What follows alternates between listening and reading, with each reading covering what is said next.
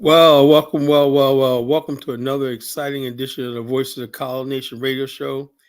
We're on a Thursday night. You're kind of late tonight. It has stuff to do. But as you know, we're looking at the topic. You know things are about to get heated. You know it's about to go down in College land, in the College Nation. You know it's about to go down. So grab a beer. I got some wine right here. People ask me, when are you going to get the wine back, Kala? You know,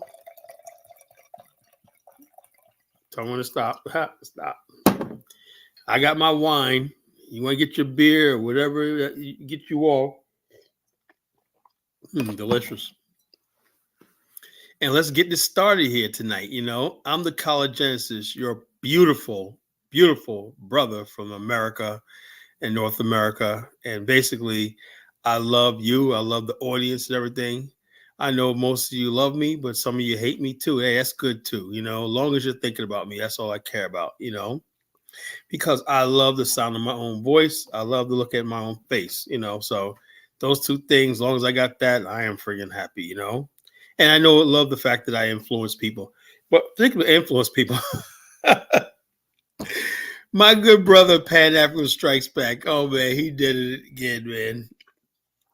It appears that he's going back and forth with this world Afro think tank. Black Pan-African Strikes Back is sort of a conservative type of guy. Hey, look, when you're living in America, you could be a Pan-African all you want, right? But you could be a Marxist liberal or you want. It's a battle between those two ideologies, right? We go to capitalist route, business, and Garvey was a capitalist. And then you got people who came after Garvey that was socialists. They were sleeping with white girls, sitting there with smoking the dope and going to these communes and whatnot. So they basically were beguiled by this communist Marxist Leninist crap, you know, and we lost, you know. There was going to be some big revolution and blacks and whites are going to take over, overthrow the fascist white regime in America. It never happened. It never happened. Oh, so maybe, look, maybe Garvey was right, you know, all along. Maybe he was right, you know. All you Negroes out there with your socialist, communist, everything, you talking about you gonna get some reparation, whatnot. It's like sit your powerless asses down, whatnot. You up there in the California legislature like you want to intimidate somebody. Hey, Negro, stop, you know. Negro, please, you know. Tonight's topic is the hot, the cold, and the lukewarm.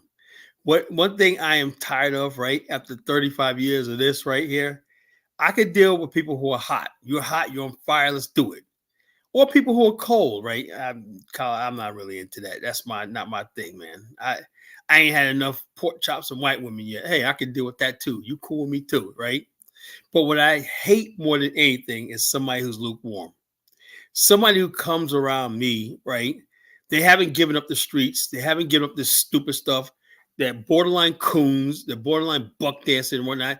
But yet they want to think they can buck dance their way into my heart. No, it don't work like that. Either you're going to be real or you're going to be not. Or you stay the fuck away from me. I'm like this. This idea of black liberation, I am dead serious about it. You know, I just took a bait for Pan-Africanism because I see that's not the path to our redemption anymore. You know, so we have to put that on the back burner. The IC3 says that it appears that Black America has given up leadership. No, we haven't given up the leadership in the Black world. Black America is still going to be the pinnacle. But the bottom line is who's leading Black America? That's the whole thing. And also, what are we Black Americans realizing that we really don't need the rest of the Black world? I mean, the Black world got to come together or they're going to lose Black America forever, you know? Black America is like moved on saying, hey, look, let's build among ourselves.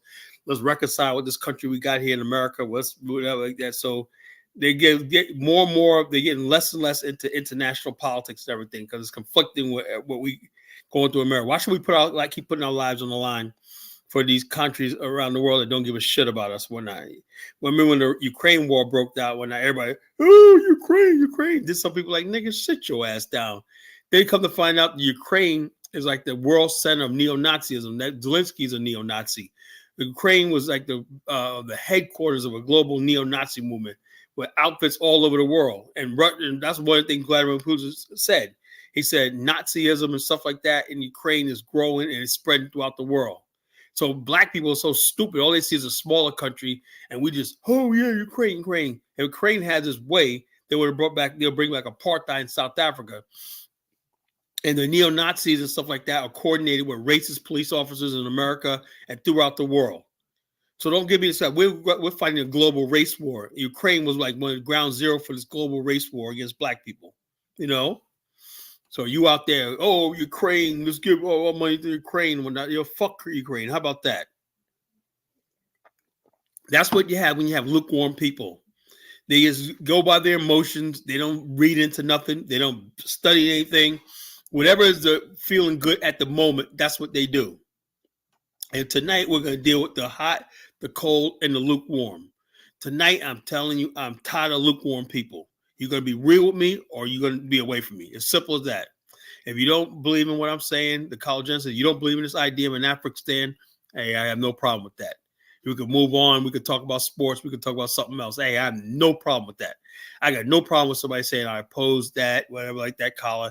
I'm not a black nationalist. I'm not in like that. I have no problem with that. It's like I have no problem with black people say they're conservative. I'm pro-American. Hey, you look, you're cold. Hey, that's fine with me. If you're hot, you're for me and whatnot. Hey, let's just do it, right? But I can't stand when people are wishy-washy and in and out and they're lukewarm. Because in Leviticus, it says, you are lukewarm, I spew you out of my mouth. That means you make me vomit. You know, something lukewarm will make you sick, you know? And that's why Black America is sick, because we have lukewarm leadership, lukewarm role models, lukewarm entertainment. Everything is lukewarm. And that's why we're sick and we're afflicted in this country. Do you understand why they call me College Genesis? Do you understand why I'm the chief host of the Voice of the College Nation radio show? Broadcasted anytime I can get a chance to come to the public and whatnot, because I tell it like it is. Nobody else is going to tell it like it is. They're going to tell you pretty lies. I'm going to tell you the hard, ugly truth. When I introduce you to the hard, ugly truth, you'll meet the hard, ugly truth's first cousin. He's called reality. And unless we're going to get to reality, we might not be saying anything right now. You know, we might as well just keep doing what we're doing. Just let it all fall apart. Because I'm looking for truth. I'm looking for redemption. I'm looking for liberation. And we can't get liberation if we're freaking telling each other lies and everything like that. We're deceptive. And we have people who are lukewarm in our movement and lukewarm in everything. How you going to have a freaking pastor call himself, even when he talks to the church, how you going to have a man call himself a man of God, talk about he's evolved on homosexuality, Mr. T.D. Jakes? Somebody will take you, tie you to a tree and strip you down and whip you up fat ass, you know? That's what I'm talking about. I'm sick and tired of freaking lukewarm people. I'm tired of it. I'm tired of compromising with people. Don't tell me about Diddy, you know? Don't tell me about I got to defend Diddy. Killer, but he's Diddy. He did a lot for the black. I don't give a damn. He's lukewarm, you know? I have more respect for the rapper who goes out there, don't do shit for the community. Just he's out there partying and everything like that. He don't care. He don't try to like that. I have more respect for that person than I probably have somebody who wants to keep doing his dirt and expect us to cover for him and whatnot while he basically pretends like he's part for the community. I can't stand that. That's being lukewarm. Do you understand where I'm coming from with my message tonight? The hot, the cold, and the lukewarm. So you got to be one way or the other. You got to be hot or cold, right? If you're cold, that's fine. Like I have no problem with somebody being cold. That's the problem I have with Umar Johnson. He attacks people who are cold, you know? And it's like, look, so he hangs around people who are lukewarm, but he attacks people who are cold. If Jay-Z and Beyonce don't want to donate to your school, they don't give a shit about your Pan-African views. I have no problem with that. They're cold. At least they're being honest with you, you know? Then you find the people who are hot for your idea and want to get down with you, you know? But you don't basically attack the people who are cold towards your movement and everything like that because they're telling you they're cold. Nobody has a right to impose their views on somebody else and tell them, you guys support me or else, whatever like that. Because what happens is when you put people in guilt, they usually come in lukewarm. They'll give it money here, charity here, but the bottom line, they're not what you're trying to be. So I'm tired of that too. People basically forcing people to be phony and lukewarm, and they give out contributions and everything like that just because like this. And the bottom line, sometimes it works. There's a lot of money in lukewarm people because all the people have to do is to get favorable press. All they do is give out a couple of turkeys here and there, take a couple of photo ops and everything of you handing out money to some charity or something like that, But for in your heart, you don't give a damn about the people. You're lukewarm. You're not hot. You're not cold. You're lukewarm. You'll say what it needs to be said to warm people up and everything, and beguile them or whatever like that. But you're only in it for yourself and everything. You don't mean anything. That's being lukewarm. When you're hot, that means you're on fire. Let's go do this, And you're hot, you're on fire. You believe it. You're a true believer, what we call a true believer. And you want to believe in the movement. You want to get down with the movement. And this is what you believe in. This is your conviction. This is what you believe in. But when you're cold, you don't want nothing to do with it. You don't believe in it. Whatever, you stay away. I have no problem with people like that. You're cold, stay away. But what I hate a problem with, people come around, right? They want to friggin' misdirect people into their bullshit, What's going on, Holiday? What's going on, brother? Good seeing you. What I hate is lukewarm people, Lukewarm people will come around and they basically make sure that the things don't go too hot. They basically stick around and everything like that just to make sure things, and also they'll come around to try to undermine you and everything like that. Because God forbid, if something happens and they're not a part of it, they don't really want to see it succeed. It's like, and you can use a lukewarm situation in your job, right? If you're an employer or something like that, you employ people or not, find out who's lukewarm, find out who's hot, who's cold. The hot person comes into work, he's a positive attitude, everything. The cold people, you got to push them to work, and that's fine, That's what happened. He don't care what happens outside of the job, right? Don't push him to go to employee events and stuff like that. Maybe he don't want to have beers with everybody after work. That's somebody's cold, right? But the lukewarm person sits around, right, gossiping and in everybody's ear and stuff like that, try to cause a disruption and everything like that. That's a lukewarm person. You cannot trust somebody who's lukewarm. They got to be hot or they got to be cold. Cold person, that person's cold. He's a worker or whatever like that. He doesn't care about what you do after work. He doesn't care. He don't talk about sports with you. He don't care anything about that. So leave him alone. The hot people, hey, they're like with the company. There's an old saying. The guy said, how did the guy go? Guy said, he said, he goes, two men started at the same time. The one man came to the thing. He said, I started off, or he went to go for a railway, right? And a railway company. And the one guy said, I want to work. I'm coming here to become an engineer, right? So after 20 years, right, the guy became an engineer, was still an engineer. Then the second guy came at the same time, said, I come because I want to be part of Mass Transit, Mass Transit Corporation, right? And guess what? He became the CEO because he said, that's what I want to be. He said, I come for the company, right? I'm not coming for a job. I'm joining an idea. I want to say that he was given favor because he believed he was hot. He was believing the idea. Now, the cold person or the lukewarm person will stay just where he's at. He didn't go anyplace. He just came there for a job and he's not really into it. The hot person says, I'm going to join the corporation. I believe in this business right here. I'm going to go to the company. So whatever they put me, the guy ends up becoming a CEO of the company, corporation, after 20 years. And the guy that started off says, I just want to be an engineer thing, he stayed just where he was at that job. So you understand where I'm coming from, like that when I say the hot, the cold, the lukewarm. We need hot people and we need cold people to stay where they are. It's fine. You don't want to be part of it. I'm never going to bully nobody into this movement. If people don't feel like they believe in what we're saying, hey, that's fine. I have no problem with that, but I don't like people who come around and act like they're part of the movement and they're not. Can't stand that. So we're going to be dealing with that in the future.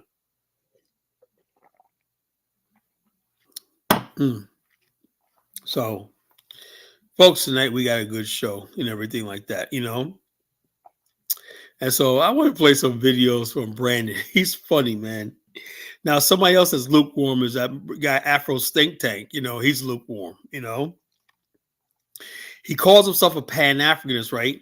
But this guy is basically almost like getting violent over Kamala Harris, like he wants to fist fight you if you don't vote for Kamala Harris. What the hell is Kamala Harris, a half Indian, half white lady from somewhere in the freaking dusty hills of Jamaica, has no African ancestry? What the hell does she have to do about us?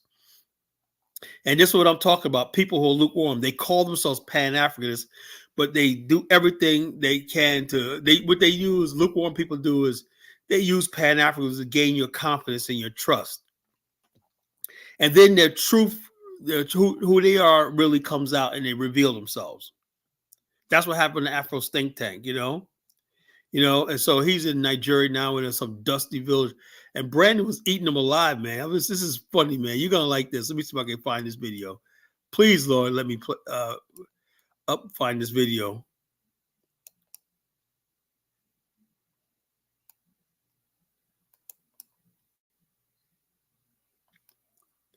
Why are my email always logged out? I'm sick of that shit. Give me a second, folks.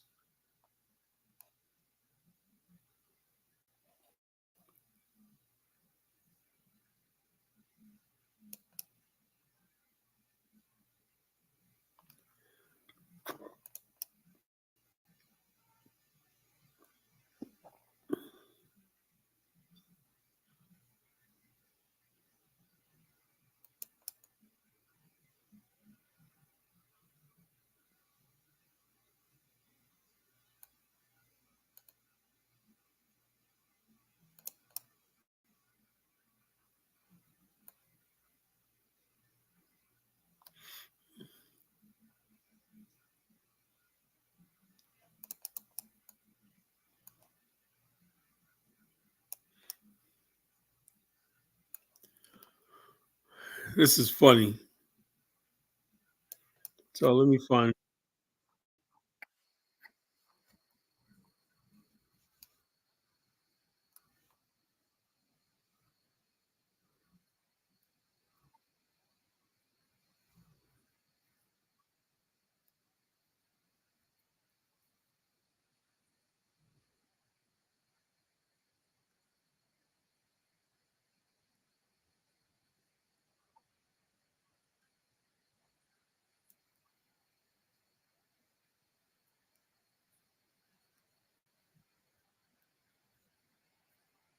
Aspects of humanity.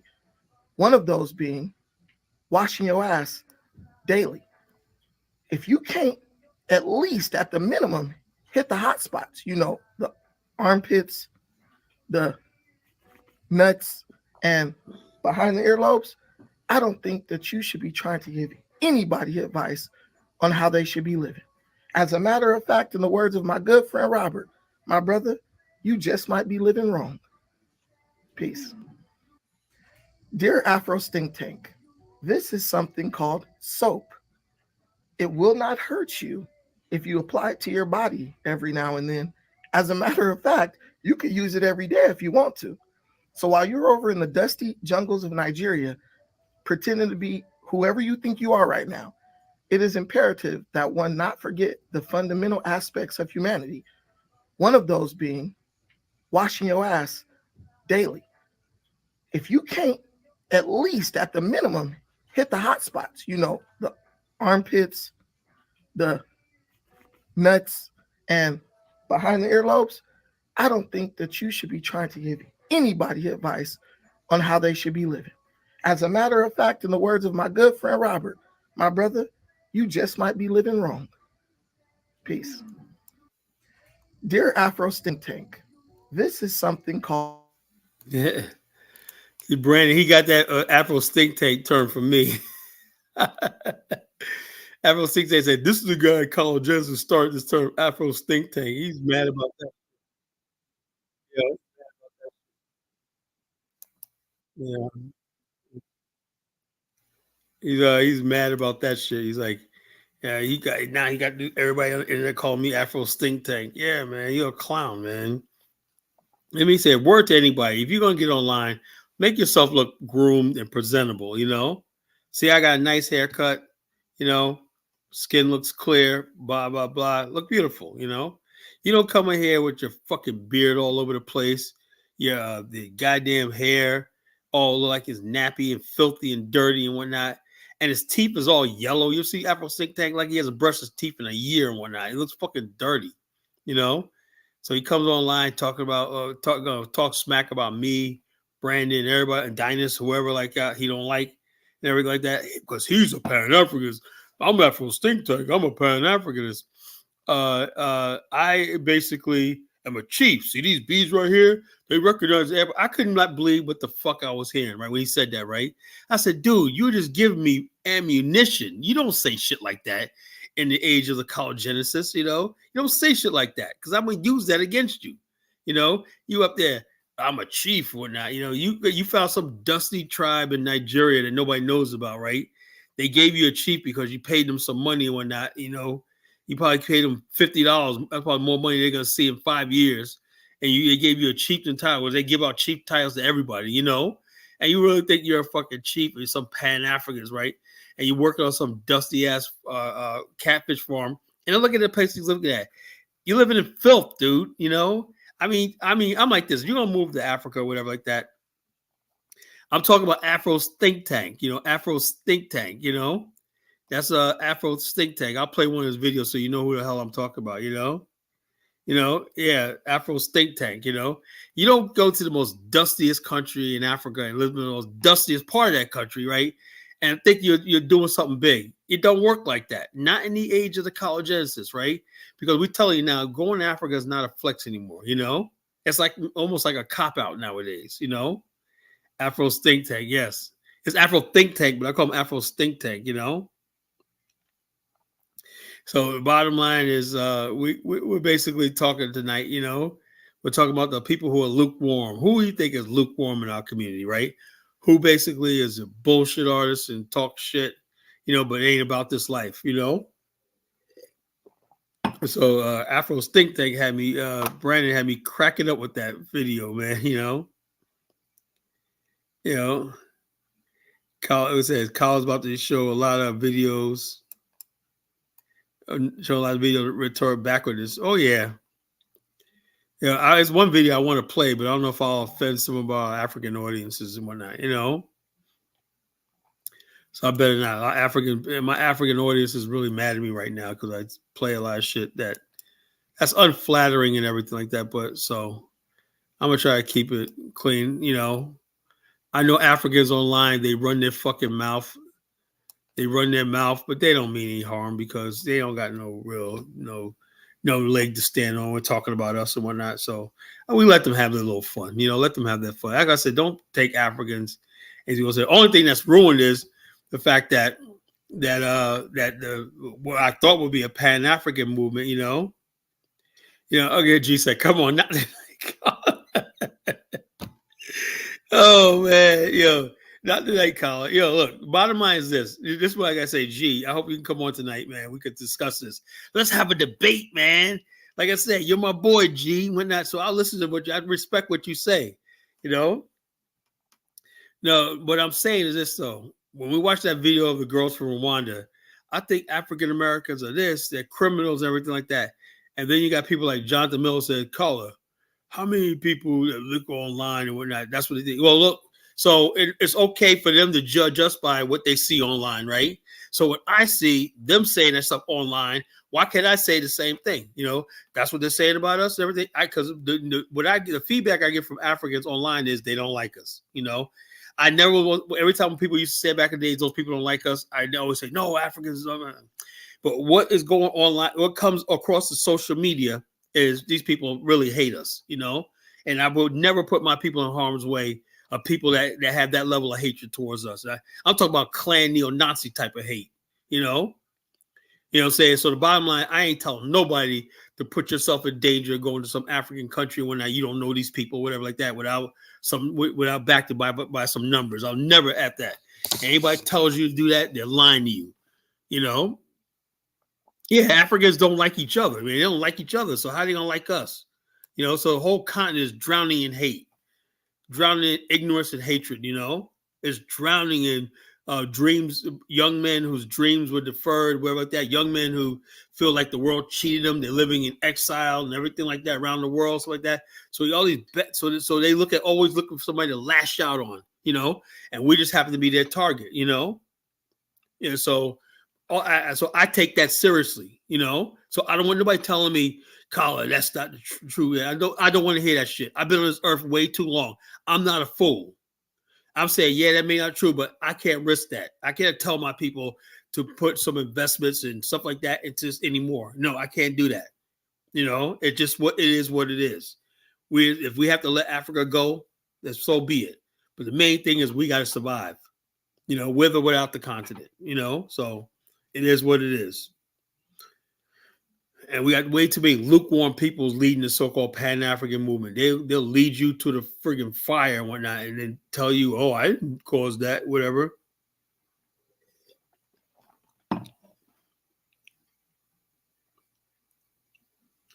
Yeah, I wish you could come on to Holiday. Wish you can come on tonight. I'm about to post a link in a minute, so you might want to call in or not. We're going to talk about this lukewarm situation. Why we got so many lukewarm fake people in our community or not. Who's real, who's not. You have to know by now the college genesis is real. Say, here's Baruti. Oh, boy. Here's Baruti, my lukewarm brother. He's a caller. You think you calling other people's names Afro? Yeah, I don't have no respect for him, so I am going to call them names. Instead of actually platform name Afro think tank garners you respect credit. Let me ask you a question, Afro Baruti, Afro's think tank ass kisser, right? What does Afro's think tank got besides a freaking YouTube channel? Why should I respect him? Did he write a book? Is he an author like I am? Did he have years of research and everything like that I have and everything like that? Has he brought a tour group to the continent like I have, and he created an organization? He don't even have a thing where you can engage him. He don't even engage you online. Brandon's asked him for a debate with this guy. He won't even debate Brandon. All he makes these little coward ass little videos and everything like that. And I'm supposed to respect that? I'm sorry, I won't do that. Now, Brandon is a warrior. I give him Brandon. We don't agree on a lot of stuff, but Brandon is a freaking warrior. He's ready for him, He said, I told Brandon, you could do it on my show. We could have that debate. Afro think tank ain't going to show up, and Afro think tank came out to Austin Holloman, and I told him, when I came at him, and me and Bomani came at him, said, leave that young brother alone. He came on the show like, oh, I said, man, you're a grown-ass man. That kid's only 23, 24 years old. He's just having time of his life. What the hell are you going to put some Pan-African shit on him? That's what I mean by being cold. Austin Holloman is not part of the movement, so you don't hold him to the count. Now, if I was going over to Africa, sleeping with all kinds of women, running around, whatnot, it'd be different. You can hold me to a different account because of my age and what my position in life is. But he's just a young guy just trying to have fun. I was that age when I was like that when I was that age. I think about nothing but pretty girls and try to getting laid. That's all you're thinking about, And I see he's not doing nothing any real heterosexual man is doing. Young man is doing. So here comes Afro's think tank. He wants to come as a big Pan-African crusader, coming after little tiny Austin Holloman, little kid, just a kid, So I said, look, man, you better back off that little brother, leave him alone. If he wants to come when he gets older and more mature, he wants to come in this movement, he's going to have a place. He can come with the College Genesis, and my brother Bomani, but he's not going to come with your friggin' fake fruity ass, Afro's think tank. So I don't give a damn about Afro think tank Brody. I'm sorry. You have to know who the College Genesis is. I gives no fucks, because I have no more fucks to give.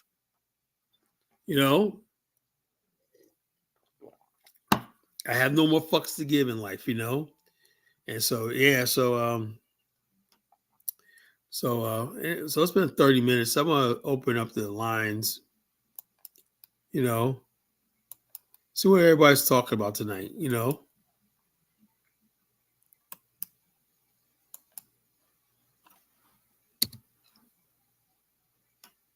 How has a lukewarm leadership affected the black movements around the world when people are just weak and lukewarm when nothing ever gets done? You ever notice that? Everything's turned sour and sick and everybody just like this. When the movement is cold, it stays the way it is, or whatever like that. Nothing stays, whatever like that. Then next thing you have a spark. Then there's a revolution. You're like, overnight, how did this happen? You know, it could be just one thing, or when somebody read a book or a phrase catches on and everything like that. Next thing you know, wow, how the hell this happened? Like the Million Man March. You know, one might say we're gonna march on Washington. A million black men march on. It just caught on. Boom. And next thing you know, there was a million brothers stood shoulder to shoulder in brotherhood on the steps of Washington. You know, say what you want, but we'll never let the spirit of the Million Man March die. You know, that spirit of African American brotherhood, that spirit is going to live forever. That's when our brothers were down there. We had the Nation of Islam, we had the Christian black people, we had black workers, we had black professionals, everything. Strong black men united together. That's what I believe in. You know, now if you don't believe in that and when I'm like that, then I feel sorry for you. But I want to unify with my brothers. That's what I want. I want strong black men that really believe they're black, still black, to unite together. And when I take what's ours on this earth, we're not apologizing to nobody. Anybody gets in our way, we're going to crush them. How about that? You know, anybody who gets in our way, we're going to crush them. You know, we're going to take what's ours. We're not apologizing. No, ain't no more apologizing for who we are. We're not going to apologize for being from African descent. And we're not going to apologize for being African American, right? I am not apologizing to nobody anymore. I'm not going to change my name to Afunde, whatever the hell you think it is and whatnot, you know. I am not going to get a citizenship in Sierra Leone or Nigeria or some stupid country like that, you know. I am what I am. I'm proud of what I am, you know. So I'm tired of black men acting weak and whatnot and running away from who they are and whatnot. Be who you are. God made you this way. God put you in this civilization. He put you in this land. He put you in this place and time for a reason, you know?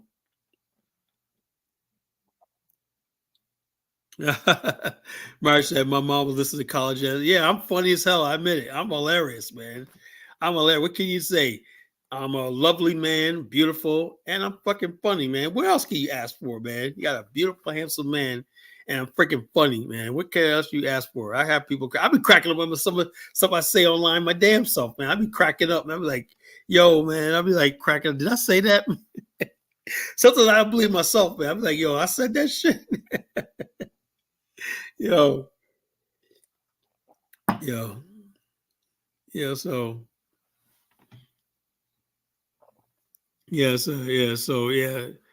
Yeah, man. So that's what we have to do. We have to be real with ourselves.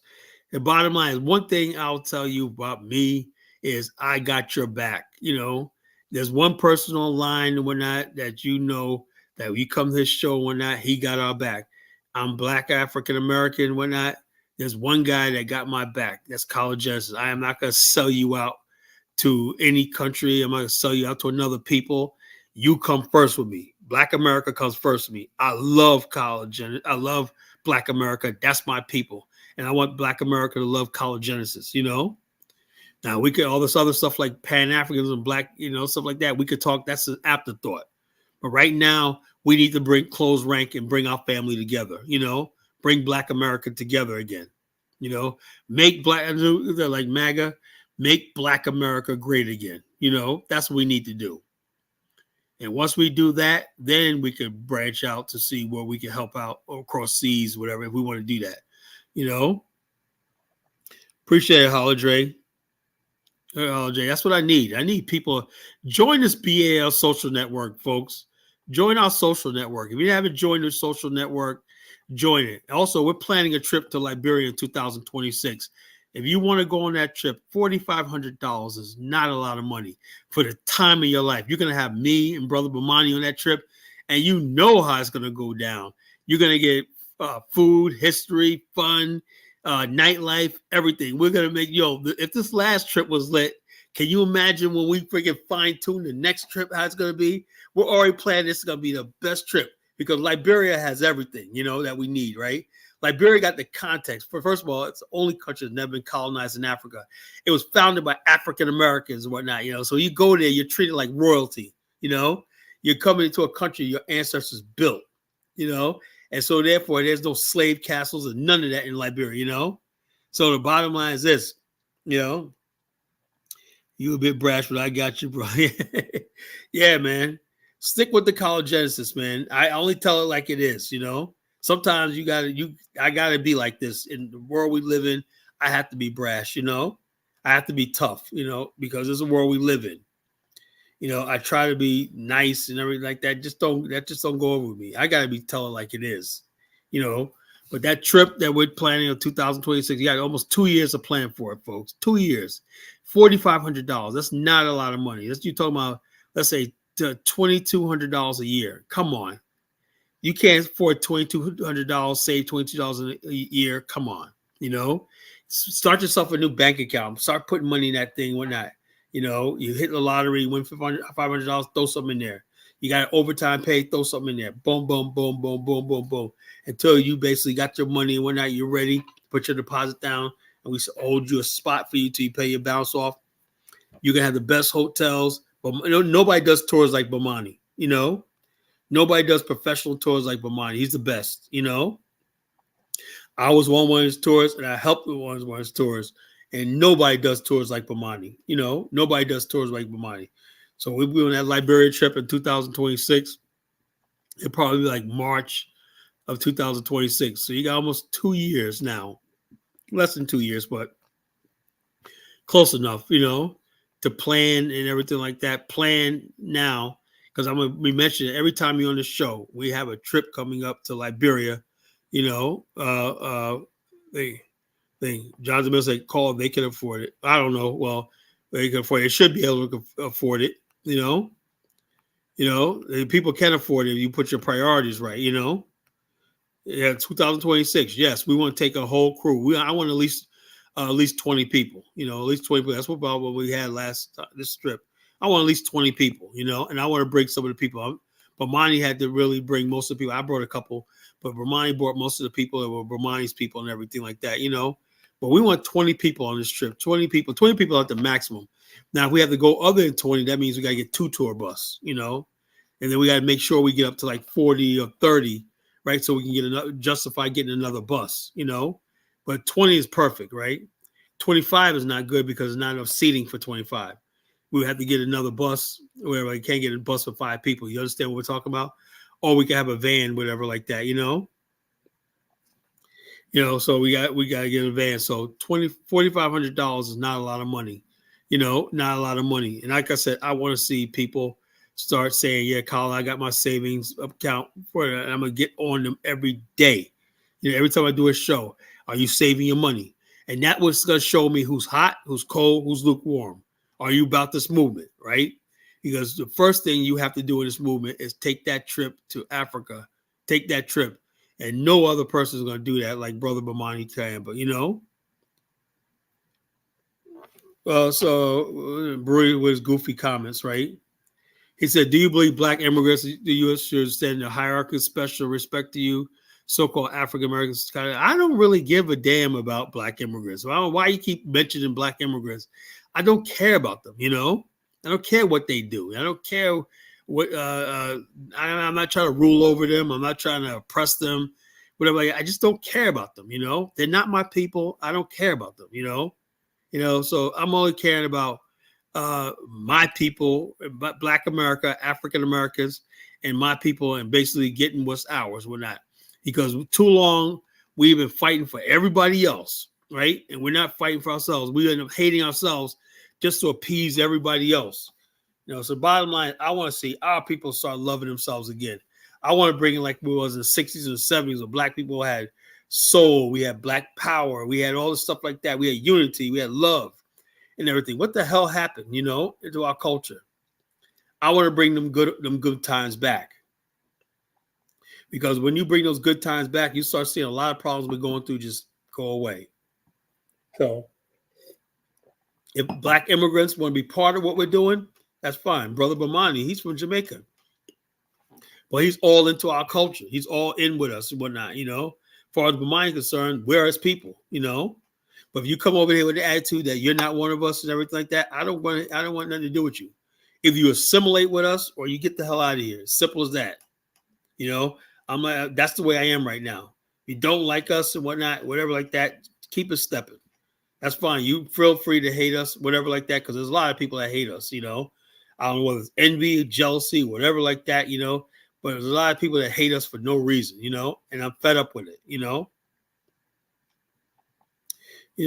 which we call. So I'm fed up with it. So if you don't want to be around us, whatever like that, you think the worst of us and everything, stay over there, And I'm sick of hearing the fact that, oh, no, Africans think like that. Enough of them have convinced me that, yes, that's the general consensus of what they think, you know? And so, therefore, I have the right to say, hey, look, since that's a general what says what you think based on what I've heard on you, you judge me by what you see online. And like that, I'm going to judge you by what I saw online. I see that you guys nothing but hate and everything. And if you could friggin', yeah, that includes airfare. Yes, that includes airfare, Missy Dime. Airfare, everything, airfare, hotels, you don't have to do nothing, meals, everything, So the only thing we don't pay for is a nightlife. We provide transportation, but if you want to go out to the club at night, you're on your own. You go to the club, just bring a couple of dollars, bring some money with you. Don't come here with nothing in your pocket. I mean, you don't have to. Everything, even though everything's paid for, you do want to go shopping. One thing, part of going to Africa is when you go there, you go to the African market and you buy stuff, man. You buy good leather stuff, everything. I bought so much stuff when I go there, and I took people to my favorite spot. My guy Musa. Guy has the best. He's a Fulani guy. He had the best shit when I keychains, everything you need when not, for thing handbags, leather handbags, everything, So you go to Liberia market, African market, when that you got people that sell wares, everything. You want to go there and bring back souvenirs and stuff like that, So yeah, so get your passport. Everybody should have a passport right now, And like I said, my wife was over there. And she basically was helping people get gold because we have people that do gold, taking gold plates and whatnot, and carving their names up and whatnot. We was like, yo, look, my wife Isabella, man, she's a hustler, man. She got her own business in Liberia. As she told me the other day, she goes, babe, I want a store now. She's tired of doing like she sells all these wares. She's so cute. She sells all these wares, and she was making money, taking care of herself and everything like that. I'm like, damn, you ain't asking me no money. She said, yeah, I'm making my own money. So I got started off with $1,000 right there. And she bought a bunch of, went to Ghana, Ghana got a bunch of stuff. Now she's like ordering stuff from Ghana, sell them in Liberia and whatnot. She got a little hustle game going on. But I want to expand it, right? Give her a little store. And I want to ship cigars over there, some of everything, maybe even some liquor, whatever like that. See if I can sell it, But so we're going to have that little business going on, But, so I'll urge anybody, if you want to make go to Africa, make Liberia your first country, come with us. Because I guarantee you will have the time of your friggin' life, But me and Bamani, we're just laughing about all the fun we had. Even though we were fighting a lot and whatnot, me and Bamani was fighting. we thought we just had to look at it. Yeah, we pulled it off, didn't we? Yeah, we did. And we just fucking started dying laughing. Remember that time when such and such did this? Yeah, we were just fucking laughing, man. It's just memories that you're never gonna get rid of, whatnot, How often you get a chance to meet two black nationalist guys like Bamani, just, How many times? That's a once in a lifetime thing when you're taking pictures, you're partying, you're drinking, you're eating with College Genesis and Bamani Tayamba, and we're just having a fucking ball, man. I mean, really a ball, So it's something to think about. So I'm gonna keep drilling. I'm gonna get some more flyers and stuff like that where you can contact, to arrange a payment plan with Bamani, everything like that, and stuff like that, So everything is great, Everything is great.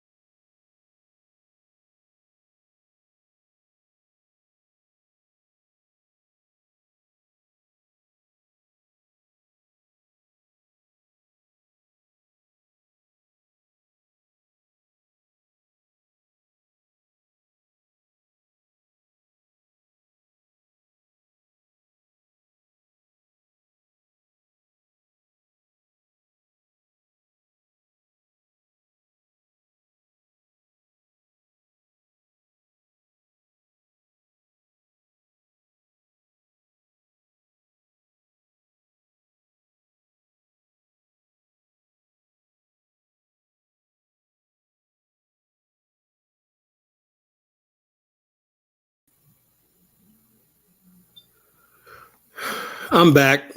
Sorry about that. I don't know what the hell happened. You know. Now, if you can hear me, put one in the chat room. Can you hear? If you can hear me, put one in the chat room. I need to hear. If you can hear me, put number. Okay, yes, we hear you. Thank you. Thank you. But yeah, I don't know what happened. My thing. I guess the power was low. I think I didn't have my cord in all the way, and it came out and everything. But like I said, back to this one thing I do like about Brother Bomani is he is not lukewarm. That brother is for real. When he says he's about something, he's about it. He's for real. And that's why we connected so much. Which is such a powerful team, you know. And he basically respects the BAIO. He's a member of the BAO. He believes in the mission. And also, I believe in what he's doing Africa for Africa, and his community in Ugazi, Ghana, and stuff like that. I support that brother. And so, Bomani, to me, he's untouchable. Nobody touches Bomani, you know. He's untouchable. That guy's untouchable. He's beyond anybody's reproach, whatever like that. Good brother. Done so much to the Pan-African world, the black world, from Ghana and everything. And he don't get the respect I believe he deserves. You know?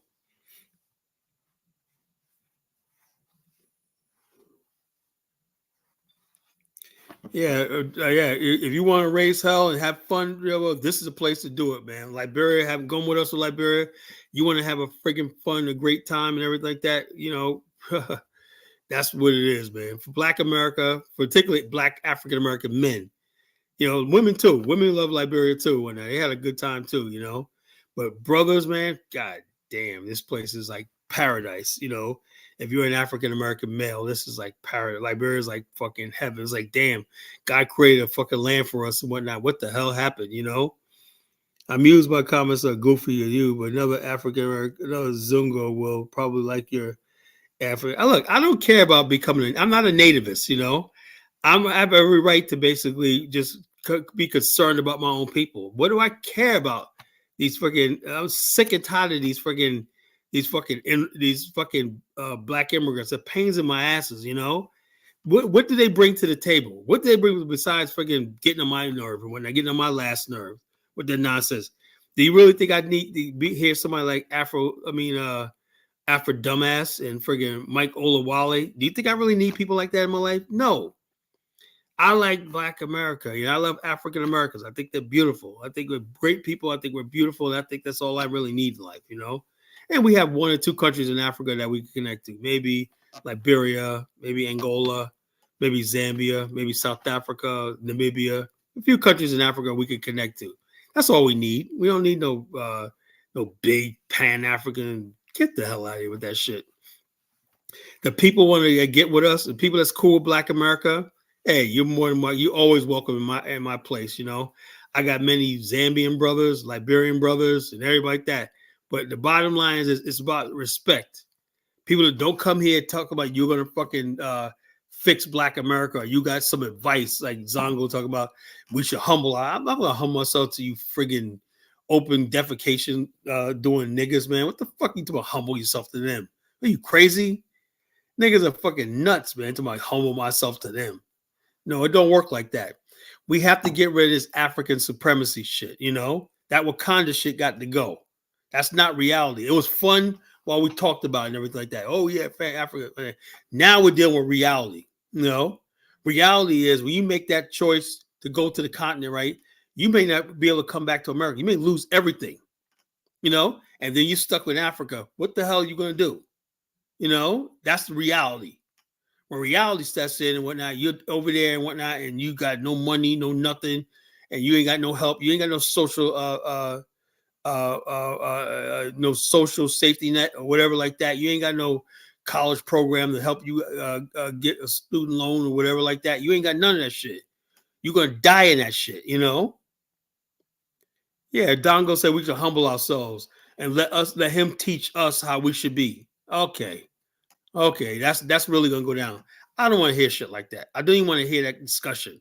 I don't want to hear nobody telling Black America what to do. So you could produce something better than what we have, then you talk to me. You know, the Japanese could talk to me. You know, The Singaporeans could talk to me, Other people could talk to us, But don't come here from fucking country that gets U.S. foreign aid, my tax dollars foreign aid, and you're gonna come here and tell me how my people are living.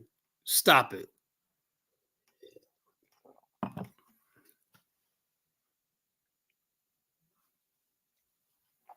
Stop it. So it's time to have these real discussions going forward about where we fit at. I still believe Africa is a good place to do business, and not really do business, but visit and stuff like that. And if something pops off, you find some opportunity, that's fine. You do it, but don't be counting on it. Don't be like, oh, I got to go to Africa. The only way I can make money. You can make your money right here in America. Make your money right here in America and just spend it in Africa. You're gonna do a little tiny micro investments and stuff like that. You get the right partners and everything. That's what I do. Like I said, I want to monetize this platform, right? If I can start getting when I get 1,000 subscribers, and I start getting super chats, every single dime is going to go to what am I doing in Liberia. We need to buy books for children. We need to do all this stuff like that and everything like that. We got kids in a village in Liberia and kids in rural areas. They need toys. They need stuff like this. That's what I want to spend my money on, helping the less fortunate. I've been so blessed in life when I want to give back, because now, like I said, when I say, well, you okay, Afro America? I consider Liberia my people. I consider those are my people.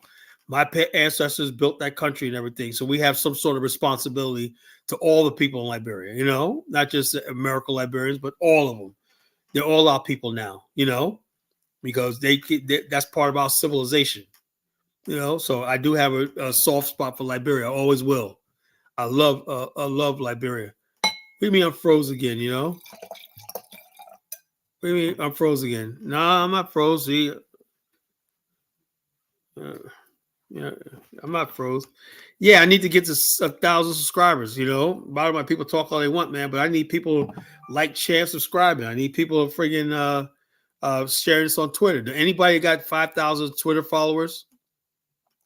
Does anybody got 5,000 Instagram followers? I'll pay you, to put this show out there on Instagram. Say like, share, subscribe, Do I got anybody with any Facebook following, How many Facebook followers do you have, That wine is delicious, man. My life, I'm almost done with this bottle, man. I'm freaking getting toasted. I'm getting toasted, man. I'm like, yo, yeah. But yeah, so like I said, we go on a trip to Liberia, man. We had a fucking ball. The wine, the drinks, and the wine, the drinks, the food, the fun, the ladies, everything. Well, I'm married, so. But the bottom line, even if you're married, right? I like, sometimes we go out and I'm playing like backup man for Bomani and whatnot. I'll sit there and I'm like, hey, chick, I'm married, but I'll sit there and talk to you one night. Hey, I'll buy you a round of drinks, whatever, like that. Isabella, when I she'll like she tells me to go out when that, so because she's tired of me up under her all the time, right? Go out and have some fun, babe. Go out and have some fun. Oh, it's a Liberian women thing. They want to know that man is a man on the street. I said, I'm not a Liberian man. I ain't gonna have girlfriends and whatnot, Like, she's like, they're so used to the typical Liberian man being married and having like 4 or 5 girlfriends and whatnot. If your man don't have like 4 or 5 girlfriends, you ain't a real woman. Or you don't got a real man. That culture is something else, bro. No, I don't think she's like that, but she just gets interested, yeah, because she knows a lot of women look at me when I'm over there and whatnot. She's like, she keeps these women away from me and shit like that. But yeah, but that night that night we all went out to the Calabas. All the thing I was thinking about was Isabella. God damn, she looked hot that night. She wore these high heel shoes. I bought her high heel boots. I bought her.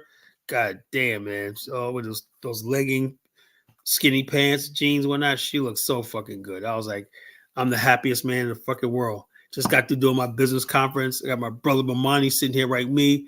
We're gonna have a full course dinner at Calabas. We're gonna dance and party the rest of the night. We were so fucked up that night, man. I fell asleep in the car. Oh, we had some freaking fun, man. Let me tell you something, folks. That was the funnest time of my freaking life, man. What type of wine you drinking? One color. I'm drinking some cheap shit. I just got this in some cheap shit. It's not that good. Some cheap locally made shit. You know, it was cheap, so I bought it. The wine I really like is I like Barefoot. That's my favorite line. They were out of Barefoot in this size right here, this bottle size. They only had the big bottle, and that looks stupid pouring a big bottle, right? They only had a big bottle, right? I like Barefoot. Barefoot's the best wine. That's the best, most tasty wine. I got Woodbridge and Barefoot. My two favorite wines. And you got this imported wine from South Africa that's really good. I forgot the name of it. But Barefoot is like the perfect wine because it's not that expensive. It's only like around $8 a bottle, right? For a bottle like that size. And it's so freaking good. You got the Barefoot white wine and you got Barefoot red wine. The red wine is so freaking good. I love Barefoot. That's my favorite wine. Carl, you making me miss African. I can tell a story, can I? Bro, I had every time I go to Liberia, I had a fun. Except for I got malaria this time, almost died, but that was my fault because I wasn't taking my malaria pills, right? And the doctor said the only reason I got malaria is mosquito. I don't remember getting bit by a mosquito. They said it must have bit you at night. So what I might have to do next time when I go there is make sure I do my spray, take my damn malaria pills, stop being an asshole, take my pills, my malaria pills, spray, and then might even get some mosquito nets because they get you at night. You know what I mean? No mosquitoes don't work with me in the daytime, but they probably got me while I was sleeping at night, because I had so much fun every night. I'm drunk and whatnot. I'm freaking so. We want to hear a funny story? This is hilarious. This is fucking hilarious. You say, Marisha, you say the college is funny. You want to hear another funny story? This is fucking funny. When I first went to Liberia in 2021, right, I was expecting the worst, right? I was expecting to see mobs of mosquitoes waiting for me at the airport saying, let's get this nigga, coming in there, getting me, whatnot, I didn't get bit one time, man, because I came in the dry season, And so the first time I came to Liberia, I came in January of 2021. It was still the dry season, wintertime, basically, and so therefore there was no mosquitoes out. So I didn't get bit, but I was like terrified. As soon as I got off the plane, they're going to be waiting for you. And this is sitting there waiting for me, like a mob of them sitting there saying, we're going to fuck you up. We're going to fuck you up, nigga. You know what I'm saying? You coming over here. That's what I thought. And then when that didn't happen, I'm like, damn, everything. Like I thought I was going to be burning hot. I think I was wearing my jacket at night, I was wearing my jacket at night on the beach. Now I give my jacket to Isabella, let her wear it and stuff like that because it was chilly on the beach at night, wind blowing and stuff like that. I was like, damn, I was looking at my temperature. It was like 65 degrees. I said, this is Africa, 65 degrees? You kidding me? So all my perceptions about Africa was freaking completely off, when I went there, I thought it was going to be burning hot and everything like that. I was wearing a jacket at night, I was like, damn, I was wearing jeans and I had a jacket on because it was chilly. I'm like, damn, chilly at night in freaking Africa? Damn, so then I was staying in the city. I was in the city center, when you go outside the city to like Magribi and stuff like that, it really gets hot all the time. It's hot all the time, even at night. When the city center is pretty cool, the breeze from that ocean is therapeutic. You can hear that those waves crashing and whatnot. It's like therapeutic. Liberia got some waves and whatnot, the surfing and everything like that, watching people surf. The only time I live in Virginia Beach, right? And I see these white guys go down and surf, but I never see nobody get on the board and surf. The only time I witnessed surfing with my own eyes was in Liberia. I witnessed surfing with my own eyes in Liberia. This kid was good, man. He hit the breakers like real good. Boom, boom, boom, boom, boom. And I gave him a $10 tip, man. I said, thank you, kid. I gave him a $10 tip. We took a picture together. His name was Carlos, man, a young kid. I remember seeing him on YouTube for years. I've seen him on YouTube for years. And he just, people come up there, they give him a show. When you go to Niners Lodge, they give people a show, a surfing show. They have the surf competitions up there. So it is very fun, It is very fun. I had a freaking good time, Oh, yeah, no. Look, we're not, look, it's like this. Look, sister, we're not going to be intoxicated, all that. Most of the trip is very professional, The what you call at nighttime. Some guys go out at night. During the daytime of the tour, we're about business. We're about going to historical places, stuff like that. We have a tour that we do. Now, when I say we get drunk, is when the tour's over, everybody's back to the hotel. If somebody wants to go out or they want to have drinks or whatever like that, then we go out and whatnot, you know. But it's not, but bottom line, it's not like we're going to be doing all kinds of misogynistic. No, it's not like that. Sometimes Africa has a calming effect on people, you know.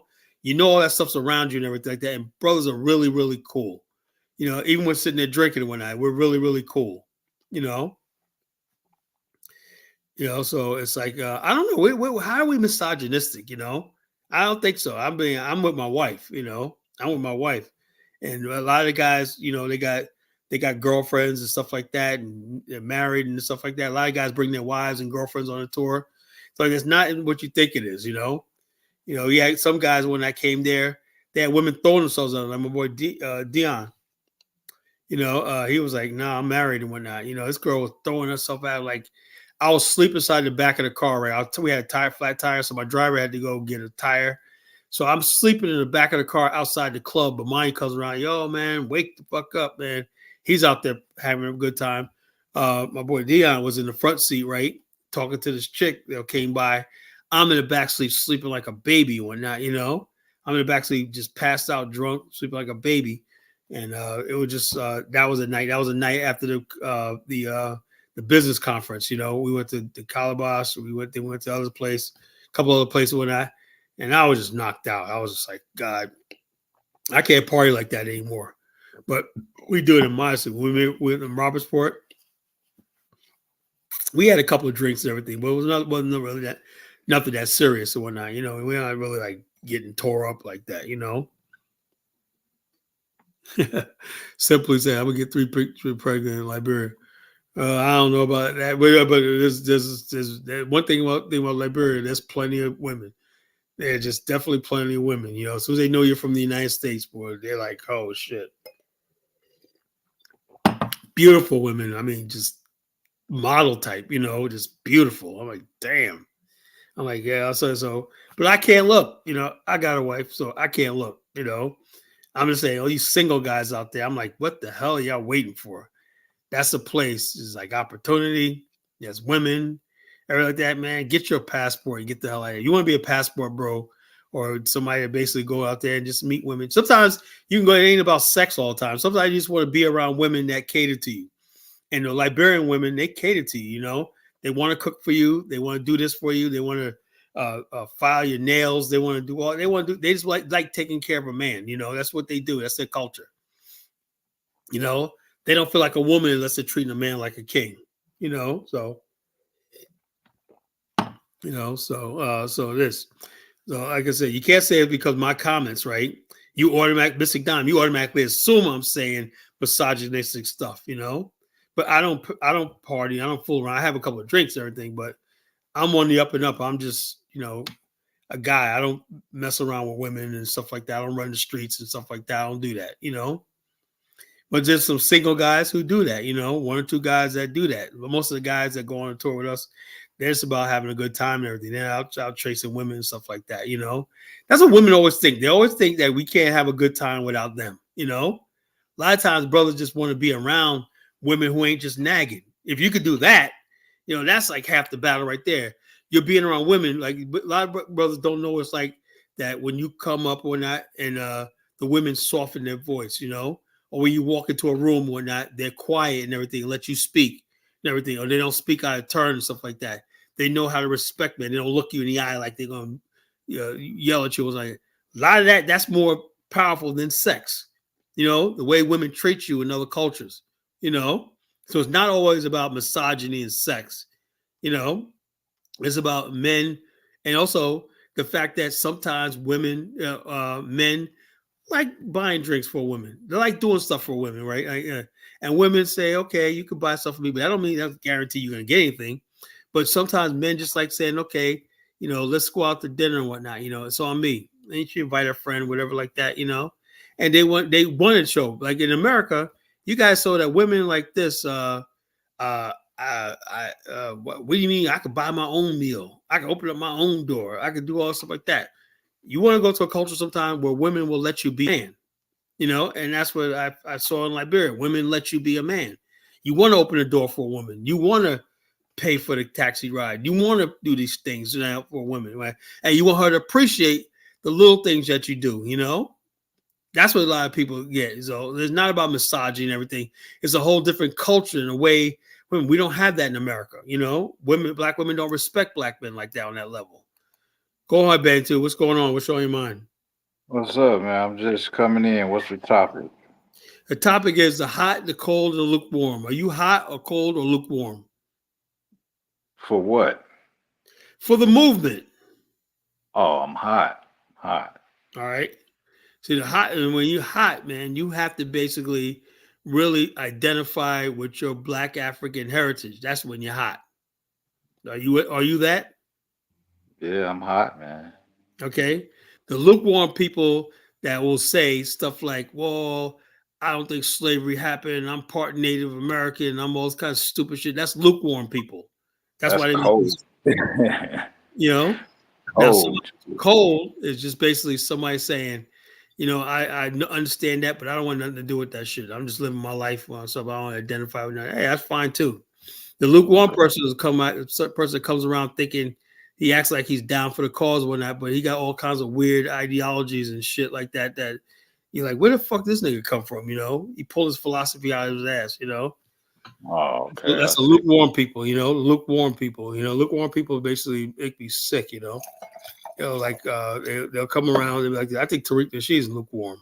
Because on one hand, he wants to be pro-black, right? But yet he's like on this whole, we were already here and Africans are not our people and all this stuff. We're not from Africa and all this kind of stupid shit like this, So see a lot of people going that way now. Yeah, it is. It's lukewarm. You're not gonna go no place with that. Yeah. It's not gonna get us no place. Let me see him, brother. Dollar bill on. Hey, dollar brothers. Bill. Dollar bill, y'all. What's up? How y'all doing tonight? Doing good. What's on your mind, brother? Yeah, man. I want to say something profound. Just yeah. I hope I'm not echoing. I'm echoing? No, he's not echoing now. That must be your thing, Bantu. It sounds good now. Okay, everything's fine? Yeah, it's good. Okay. Yeah, I wanted to shout out the life of basketball player, humanitarian, activist, a brother who built hospitals in Africa, Dikembe Mutombo. Yeah, he was a good brother. May you rest in peace. An excellent brother. John Amos. Yes, brother John Amos. Two brothers died this week. Well, we're all mourning his death, man. What'd you say, my brother? I hear echo. I don't hear an echo, man. It must be your thing. I don't hear it. I turned off my mic. I still hear it. And you still hear echo? I don't hear it. All right, let me change. Let me see if I can change headphones.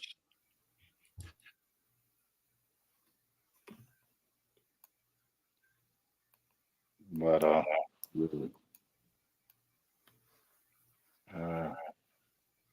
somebody blocked me. What you say? So you blocked me off the chair? No, you're still on. Maybe any of my blocked. What, you say you're blocked in the chat room? Yeah. How you blocked? I don't remember seeing nobody block you. Well, I don't know how. I gotta say go to the thing and I gotta unblock you. I don't know who did that. So I don't know.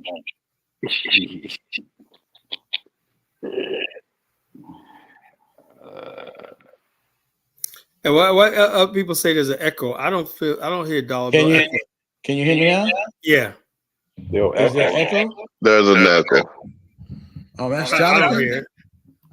Oh man. I don't hear it. I don't know what the heck. Yeah, I can hear some echo myself, and I don't know why.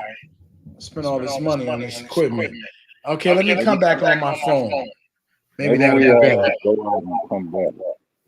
Yeah, I'm gonna come back on the phone, but I'm gonna keep this other line on. All right.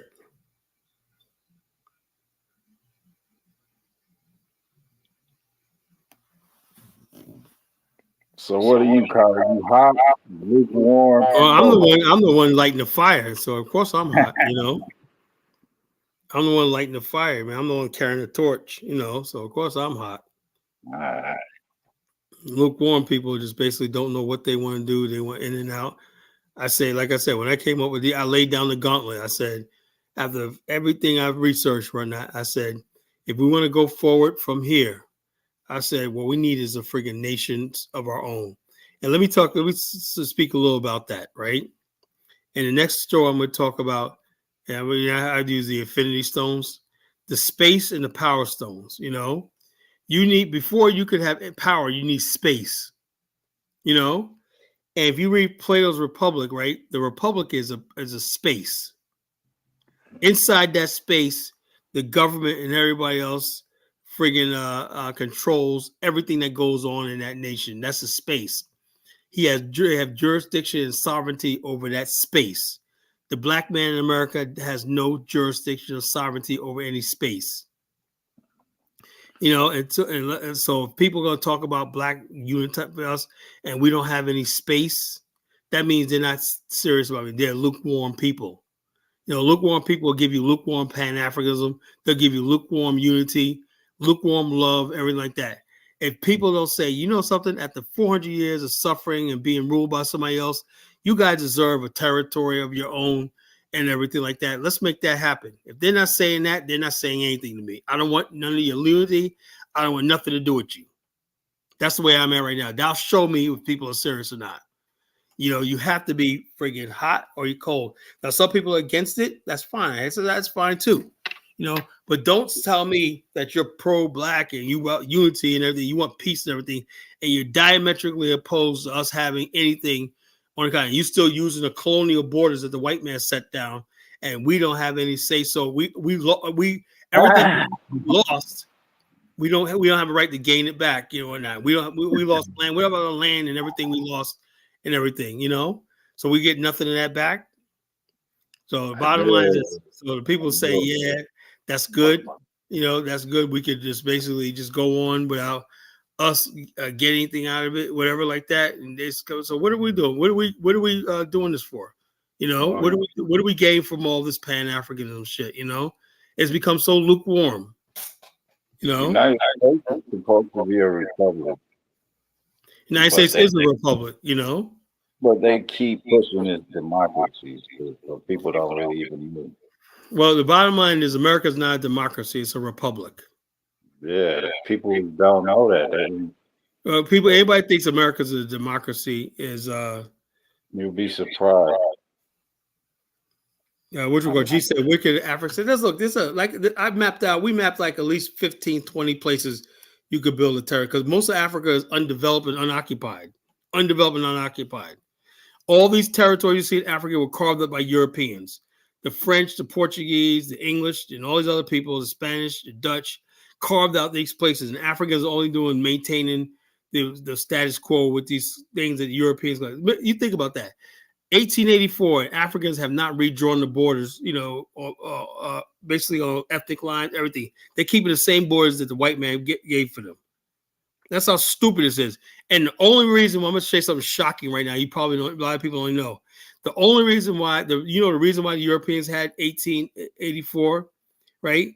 It was to prevent the black people from the West from coming back to Africa and taking up, or Chinese or whoever else. So they had to claim the continent and carve it up for themselves. And they're still doing it, you know? The only thing that was left was Liberia and Ethiopia. The rest of the continent was claimed by European powers and everything. So, Man, what did I do, Freddy? She said I was so disrespectful. She had to block me. Man, you disrespected Frenchie, man. Come on, bro. No, I didn't disrespect Frenchie. You must have pissed her off, man. I was her and Elvis was arguing, and I just was like, "Fucking leave her alone." Yeah. You know, motherfuckers in the chat be disrespectful way more than me, man. God damn. You must have said something, man. You must have said I something. didn't even say nothing to him. That's funny. That's You fucking gotta take that up with Frenchie. Nah, it's all good. It's all good, man. You gotta take that with her. I ain't tripping on that. I figured it was her, man, because when her and Elvis was arguing, I was like, man, you are some bullshit. You don't have to talk about your country if you don't want to, but don't be fucking talking down to people like you some fucking royal highness. I ain't one. But it's all good. We're talking about Lukewarm and hot. I'm gonna leave that. I don't see. One thing I don't do is get personal on these things. Yeah, nothing bothers me. I mean, that's another thing. Yeah, I don't really like. Man, I can't judge people and like that. But how do people get like sore when you heard somebody people that really don't know you? Yeah, and people get all like this. I'm like, yo, let it. You know what, Tyler? I get blocked everywhere. That's why I was surprised you never blocked me. I was like, I don't block people unless they're being belligerent. You know, I don't block people unless they're belligerent and they're really being cursing and they're talking violent talk and everything like that. Then I say, hey, look, you gotta take a chill. I'll block white supremacists in a minute. They come in here and talking this smack. First thing they come in here, oh, blame the whitey. No, you're a white guy. Get the fuck out of here. I don't want to hear what you guys say. So that's the only time I block people is like when they come here with that racist stuff and everything like that. I'm like, no, I don't want to hear that. Can you guys hear me now? Okay. Am I still echoing? I don't hear no echo. I ain't hear no one. Most definitely. Damn, Jonathan. Who did you pay? Keep me echoing, man. Don't blame me because you're my echoing. I don't hear echoing. Why can't I hear it? I don't know. Everybody else here. Put it in the chat. If people hear me echoing, put 1. Everybody put 1. Everybody put 1 if you hear echoing. I don't see it. His other thing count is is muted, so I don't see him echoing. Only way I can see is let me see how it sounds. Let me see how it sounds on. Because I can hear you. Let me see how it sounds on for my phone.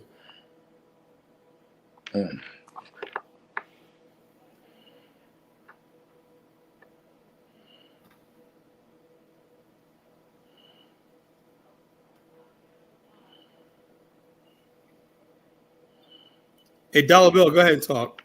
Yeah, can you hear me now? You clear now. Okay, whatever was done cleared me out. You clear now. Okay, now I'm hearing myself twice. So let me get off one of these. Okay, I just played you, Dollar Bill. You sound clear. Okay, what I'm gonna do is get off of 1.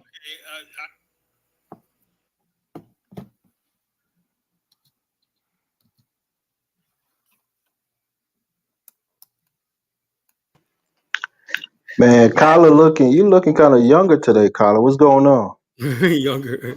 Look how I always look, Nah, you probably got a haircut or a shave or something. You looking kind of young tonight. My beautiful self. So it is. What's going on? Somebody seems happy that I'm on the panel. You've been talking shit tonight. I missed the show. I didn't even know you was coming on tonight. Yeah, no, which we call.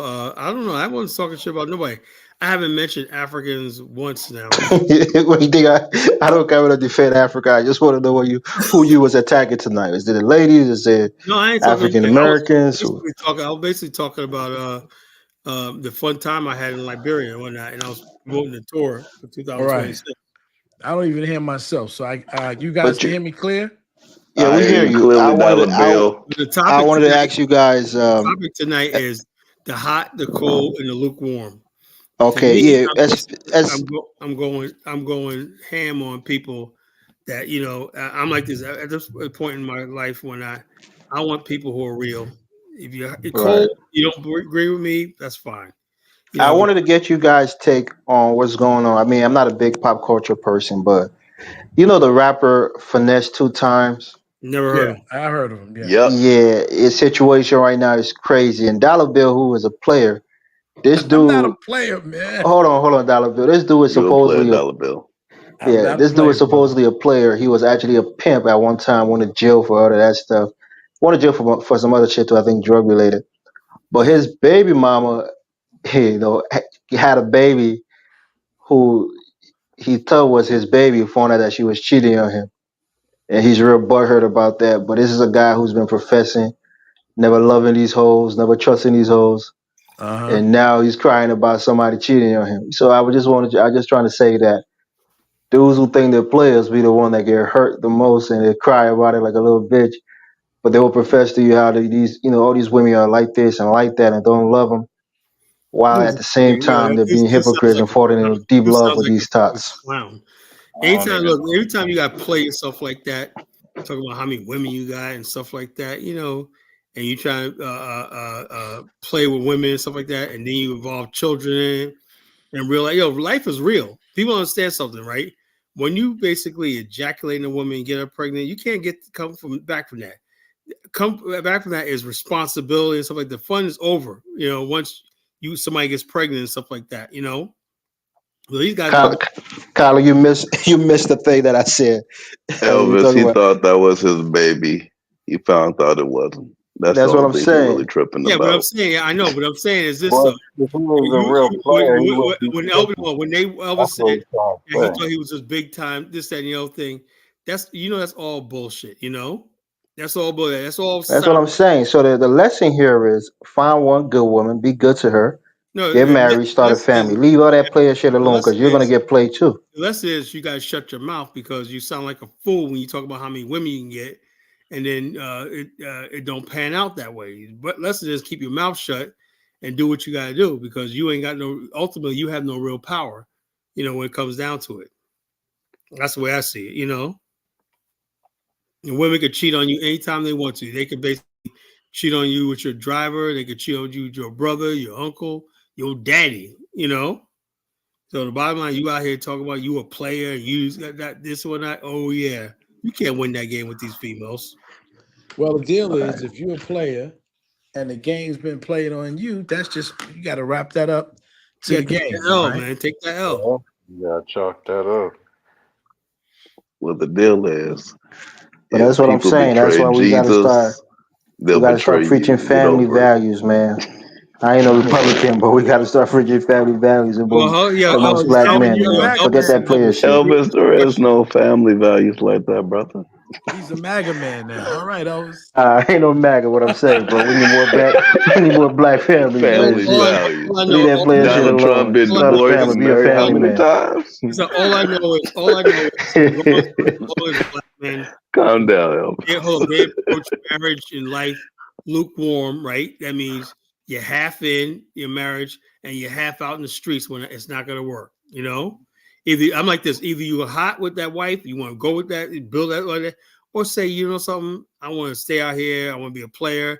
And I respect that, right? But I hate when people talk about They're half stepping. the half stepping. I can't Like stand Chuku. half stepping. Man, Dollar Bill, no, we ain't Are gonna you take an no slander Dollar African? tonight. Bill Leave Chuckle alone, Chuku man. ain't here. Wait till No, that no, bitch no, no, ass no, nigga no, come, no. then get at him. No, I'm not getting at him, but I'm just saying, are you anchored in being a continental African, or are you anchored in being an African American? You have a choice, right?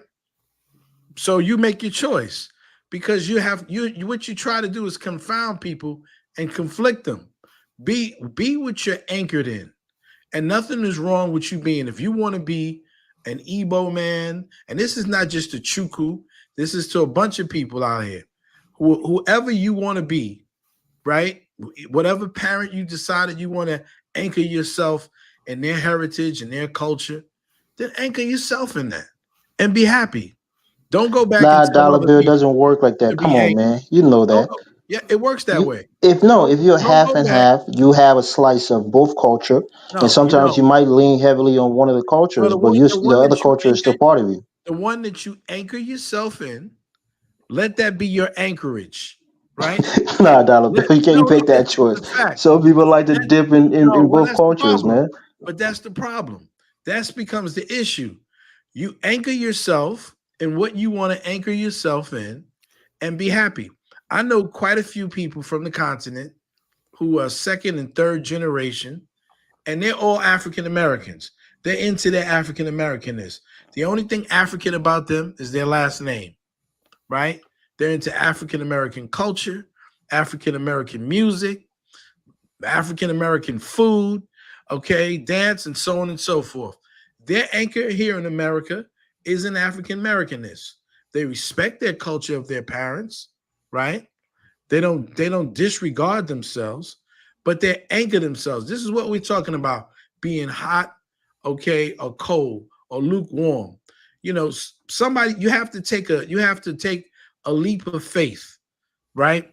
If you realize, and this is why I don't get angry with some of these guys who are rappers and all this other stuff. If you realize that's who you are and what you are, okay, go with it. Be Lil Wayne. If you want to be Lil Wayne, go all out and be Lil Wayne. Yeah, Lil Wayne has never once said that he said there's no racism, everything's great. That's what he believes, you know. Yeah, he said he's never had Man, any come problem on, with man. We don't look to no, Little Wayne for moral no, it's compass. not, Come it's No, on. not, what I'm it's not saying is looking this though. toward him. They give him a platform, right? And you see, this is what Elvis don't seem to understand. When you see Lil Wayne being interviewed by someone like Tommy Lahren and stuff like that, and what he says is going permeating out the white America and stuff like that, they're saying, you know something? They weaponize that and saying, see, there's no racism. Lil Wayne said it, you know? No, Kyla, we know what Little Wayne is about. Three Yeah, I know what I'm things. saying. So Fine. so You we know, have pussy, money, weed. That's his three mantra. so I have He's no not problem speaking with that. for black people Oh, in any Jason, kind of look, positive I way. have no problem with that. So he's cold. I have no problem with that. What I do have a problem with is somebody like P. Diddy, right? And people like Jay-Z. On one hand, they act like they with the Obamas and act like they're doing stuff, rock the boat and everything, but yet they're still in that lifestyle, you know, that friggin' culture of degeneracy. That's what I have a problem with. That's lukewarm. That means you're lukewarm. You haven't made a choice yet. And I'm like this. You have to make a choice. But If you want to be like, but you know if what you they want to be say, like that, Kyla. if you want to be in that life, hey, I wish you all the luck in the world. Having money and power reveals your true self, your inner self. The way I hear you talking, Kyla, if you was a billionaire tomorrow, you'd be probably having like 10, 12 girlfriends, man. Because every girl you ever did, oh man, she was fine as fuck, she was beautiful. Elvis, you That's your obviously, inner thoughts. yeah, but You're just gonna obviously, manifest it more when you got money. Oh, you come obviously on. don't know me very well. You know, I don't give a fuck about money. You know, I don't No, give no, a it's not. fuck. I'm not talking about the money. I'm talking about what it Yeah, reveals when no, you have enough money. It look, reveals your inner self. I So would some be of the these guys same are person. depraved. Look, When they have a little money, they go I would all be the out on their same person. depravity. That's I would not be it, the same Elvis. person. But as Kyler makes more money and gets closer to becoming a multi-millionaire, he does become a lot more braggadocious. That's what I'm I'm not saying. Your inner braggadocious. self comes out more and more the more Look, money and more power I'm you not get. braggadocious. I will always like this. Whether All you're a due respect, womanizer, whether well, you're, Jason, I will say like this. You know, I'm not a womanizer, right? Because I got them. I'm just saying, whatever it is, whatever proclivities you have, I they don't have no become, abilities. exaggerated when you have a lot of money and power. I really don't think so. You Why know, he can't become more of a humanitarian? that's what I'm Do you Why do saying. you believe why that, dollar why bill, that why your can't he become proclivities more of a These philanthropist? guys. becomes Look, more this is what I'm saying. highlighted the A more lot of money and people power you get? they're so used to degenerates, right?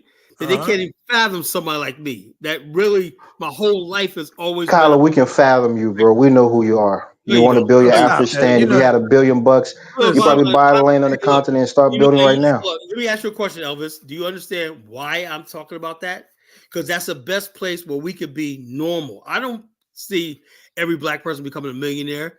I'm not like the friggin' Nigerians who have a fucking Makoto on one side and Banana Island on the other. Makoko, not Matoko.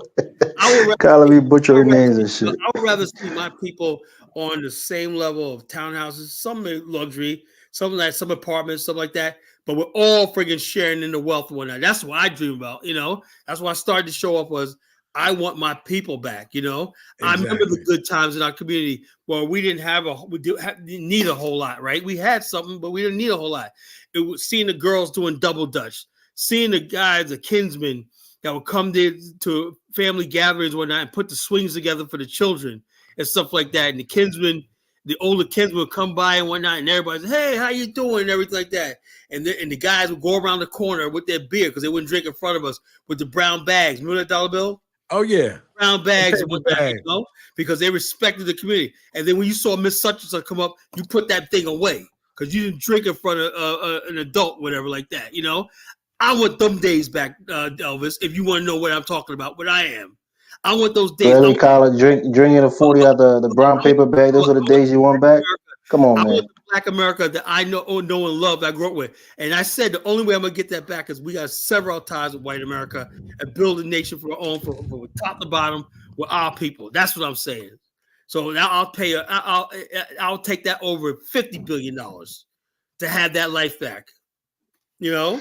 I don't think so. It was a good Tyler. time. I think man. 50 billion can get you a lot of progress. I don't think land I don't want and no infrastructure.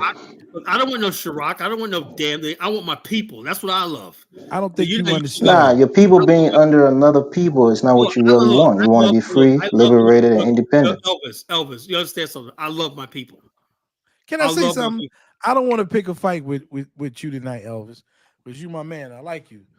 But sometimes you say some things, and I want to just address it. And I hear the same thing out of Baruti sometimes. What makes you think that everyone from all over the world, including you, come here for prosperity in life? But when we get here to enjoy, when we're here to enjoy some of the things that our ancestors fought for, all of a sudden we're up under the white man's nuts. Yeah. Like we don't deserve. Dollar bill. To even say that is an insult. No, I'm not insulting you. What I'm trying to explain is, and I said Baruti also says this, and he's an African American. Some people, yeah, Baruti's not Baruti's an African American. Colin, you got an African name and you're African American. Don't just go by the name, bro. I know Baruti's gonna get it. I know Baruti's gonna kill me tonight, later on today. But the whole thing is, how come everyone in the world can come here and enjoy America, the America that we bled for? Why can't we get a piece of the action? Dollar bill. One second. Let me answer. Why can't we enjoy neighborhoods where our children can prosper and play and have a great opportunity? We always gotta have hoods. No, because dollar bill, you don't control. We do that? You don't do, like, for example, right? Black people, and I'm speaking based on the race now. But you left or your people, African Americans in particular. But that's what I'm trying to say, right? You left a country. You don't do city planning. You don't do school district plans. You don't control those things. First of all, hold on, that takes money. That takes power. You know, and that's what I'm. That's what I'm talking about. That's why I say if you had the money, you'll be able to do that with your own land. That's my point. Before you can have power, you gotta have space. We don't control any space in America. Hold on one second. That's the point. With that money, you can buy the space through the land. Do y'all believe that if Black America had our own country, that we still wouldn't have that underclass? I'm saying if we had our own country, do you think we would have an underclass? People like me and Dollar Bill running it. It would be great. You know, yes, it would. There's not a country on earth that don't have an underclass, though. Well, then hold on. The difference in underclass and a racial underclass, there's always gonna be underclasses everywhere like that. But the bottom line is this idea that the underclass can't move up. You know, it was called upward mobility. You can move into the middle class because there's opportunity there. Even white people have an underclass. Right, I know white. Yeah, that's what I'm saying. So even if Black America had our own country, we're still going to have an underclass. No, but you're going to have a thug element. That's in every country on earth. It's not going to be thug because we'll crush that. You know, the thug element is what preys on the underclass. You know, that's the problem. You know, and the bottom line is when you have your own land, like Singapore, how do they get rid of drug problems? They execute people. You know, we would have an African. We would have no problem executing people. As simple as that. But Singapore executes people every year, which means they still have a drug problem, even despite the fact that they execute people. Well, they're not tired of executing them. They don't have a drug problem. They execute people. There's no drug problem. They execute people before they even happens, you know? Every time someone tries it. They tried it, they get caught, and that's it. They know the consequences. That's a deterrent. Listen, check this out, Kala. I'm reading in the New York Times yesterday. And I know, I come in, I talk about different places for Black people to go. and one of them is Costa Rica. Yeah, Costa Rica is beautiful. Yeah, but let me tell you what's happening in Costa Rica. Now, in the remote areas of Costa Rica, the Mexican cartel, okay, is starting to smuggle their drugs. So now local people are getting up their own militias and their own drug people, okay, to start competing so they can smuggle drugs with the Mexicans to America as another route. So now you could be out in some of those remote areas, and if you get run into by the local cartel or by the Mexican cartel, you know they'll kill you out there. So what's once could have been a paradise for people to escape to, okay, for African Americans who were going into Costa Rica, okay, they can see that can become a smuggler's paradise. You know, it's probably been a smuggler's paradise for years, but now it's getting so bad that it's in the New York Times. And so all I'm saying is everyone's here from somewhere else. They're enjoying the life. We're holding the burden. We're the ones angry with the white people. We're the ones fighting against the white folks. I know. And they get the free ride and whatnot. They just come on in and, hey, Bob, how are you? Yeah, you know, I want to be an engineer. I got my degree. Well, come on in, Robert Mugubi. Come on in and enjoy. You're not gonna, you're not angry with white America. No, I'm happy to be here. But when we do it, we're sellouts, right? Yeah, I can now understand that when they said that new David, what's his name, David Stewart, whatever like that. Now the richest black man in the world. He now passed Aliko Dangote and whatnot.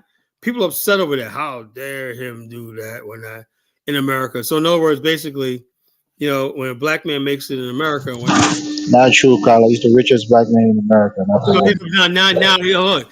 First of all, let me say, no one knows actually really quantify what Dangote's wealth is. Okay, all right. Why? Why is that? He's in Africa. You can't quantify. Look, just like everything else. If anything, his wealth is underestimated. No, I don't because think he's in Africa. Hold on, how do you qualify that? Because the bottom line is, where's the market at? Where's the $1 billion market at that he sells? You know, where's the? Are you kidding me, Carla?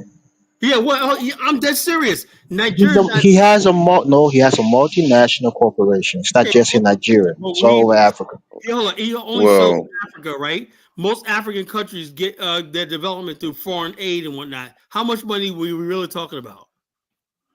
The net worth of a billionaire generally isn't calculated by the actual cash amount that they have. For example, Elon Musk decided to start selling a bunch of Tesla shares. His net worth would actually go down immediately. He does sell Tesla shares. And his net worth goes down. It fluctuates. No, it went up. It goes up and down. It fluctuates.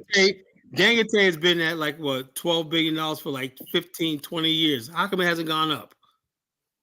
Something's wrong, you know. How much is the other brother? It's not really what they call it. No, he's been as high as 16 billion. He's been as high as 16 billion. The brother Stewart. $1 billion. I really don't. He makes more than Robert Smith. I admire him. He's one of my heroes and everything. But I'm sick of people glorifying this guy like, oh, he's a billionaire. Of course, he got a monopoly. Do you understand? I studied Dangote. It's not. They inflate their assets. They inflate their asset value. They basically inflate their assets, and they basically, you don't really know on that because it's Nigerian and everything like that. It's not like America where you could go and see actual reports and everything. You don't know. These going by what they tell you. You know. I know he's thinking we're saying that because he's an African, and how dare us say that? You know, we got to have to be on top. Just like the idea that there's more African doctors in America than African. No, 2/3 of the doctors in America are African Americans, right? Or black doctors are African Americans. But you would think that Nigerian doctors are. I think my cardiologist is an African American guy. Dr. McCrae looks like George Foreman. You know, he's like George Foreman's twin brother and whatnot. You know. So the bottom line is this: I'm like, where are all these freaking Nigerian doctors they keep telling me about? You know, Carl, you know that's made up. Listen. I don't care if they were. I'm not angry at anybody because I believe. And we need them. We need Nigerian doctors. Any of those brothers, whether they're from the Caribbean or they're rather from Africa, I know they had to be geniuses just to get through these white folks, Right. to get where they are. So but I the have whole no thing problem. is, I hate when people use them to weaponize them against us, saying, "See, We got to, I'm going to ignore them, man, because I used to let them, turn me off my game. But I'm going to ignore them. That's people. They got a problem. If you're living in a country where the people who look like you hate, and you hate them because of their accomplishments. I'm tired. What I was saying is, I'm tired of people not allowing us to enjoy some of the good things in America. We stayed away. I know I have from a lot of things in America because I didn't want to be involved with it because it was white. Check us out, Dollar Bill. Check us out. Think about this today, right? I might show some pictures, right? Back in the 90s, right? I was a young man, right? I was like 24, 25 years old, right? And I was into the ice cream business, right? I said I wanted to become a distributor, right? Mm-hmm. And I worked for this company called Jack and Jill, right? And I saw how they just had a freezer, right? And they would buy the stuff in bulk, break it up, and sell it to the vendors, right? I said, man, I could do that, right? It's very simple, right? Uh-huh. So I looked at I think a company called Brown. They build freezers, right? Walk-in freezers, right? Yes. Yo, man, you know how when you was a kid and you used to get that motorcycle, but you sit there and just dream about it. Remember that? Yeah. Remember Boys Life magazine, the Kawasaki ones. Remember that? But I remember those nice ones. Right? No one ever got one because I remember one time my father said. I told my father how much he would have to save out of his salary to buy me that Kawasaki for $499. My father almost kicked my ass when I get the hell out of here. But that's what Jonathan, remember eating fried chicken as a kid? Remember eating cereal as a kid? Remember that? No. Check us out. Yeah, I remember that. Yeah, I remember every Sunday we used to stop by the corner store and buy some chicken before we went to church. Come on, right? Man. Yeah, I remember that. Shout out Church of God in Christ. Hallelujah. Anyway, what I was saying was I used to read magazines. This brand new BB gun, 840 that came out, BB gun. I want that thing so bad. So I used to sit in the magazine staring at it all day and all night. Now when I get older, 20, right? I found myself staring at this magazine of freezers, right? I was like, and then I mapped out. I said I could have got this one warehouse in the hood, right? And I could have put that freezer in there, right? And that could have been. And I calculated that I could have put an order in for Blue Bunny for like $5,000 to get a bulk shipment of ice cream. And I could, oh man, I could have been selling to the Navy. I could get a contract. I had it all mapped out. And I had white businessmen that would say, you know something, you're a smart young man. When guess what? I'm gonna be black, the black to the Africa and whatnot. No, and I know where I could be right now if I wasn't so freaking bliggity black to the Pan-African, the bliggity black and whatnot. I could be rich right now. Oh yeah, a lot of places you didn't want to work. You didn't want to be around a bunch of white folk. Remember that? I'm so sick and tired of people. Anybody tells you got a business idea, an opportunity, I'll say this is coming from the college Genesis. Take that shit. Don't think about no damn Umar Johnson. Don't think about no Nation of Islam. Take that goddamn shit, Opportunity comes once in a lifetime, as Eminem said, Once in a lifetime, man. I missed them. I missed the mark, I said, these guys are going to invest in me, blah, blah, blah. I had people that were going to put money up and whatnot and this and other thing. And I walked away from all that because I was thinking of some black power. It had to be black and all this kind of bliggity black and all. Come on, stop. Get your piece of the action, Get your piece of the dream. I should have bought a bunch of those Krugerrands and said, "The hell with South Africa." Remember I should have. We should have, But no, we didn't want to do that. We want y'all to divest in South Africa. Yeah, divest. Damn, I'm sick and tired of nigga shit. And now what's the goal? Almost $3,000 an ounce. Yeah. Back then it was less than 300. Could you imagine? And you know who told us to go and get that goal? Tony Brown. Remember brother Tony Brown? Yeah, Tony Brown. Yeah, Tony Brown's journal. Yep.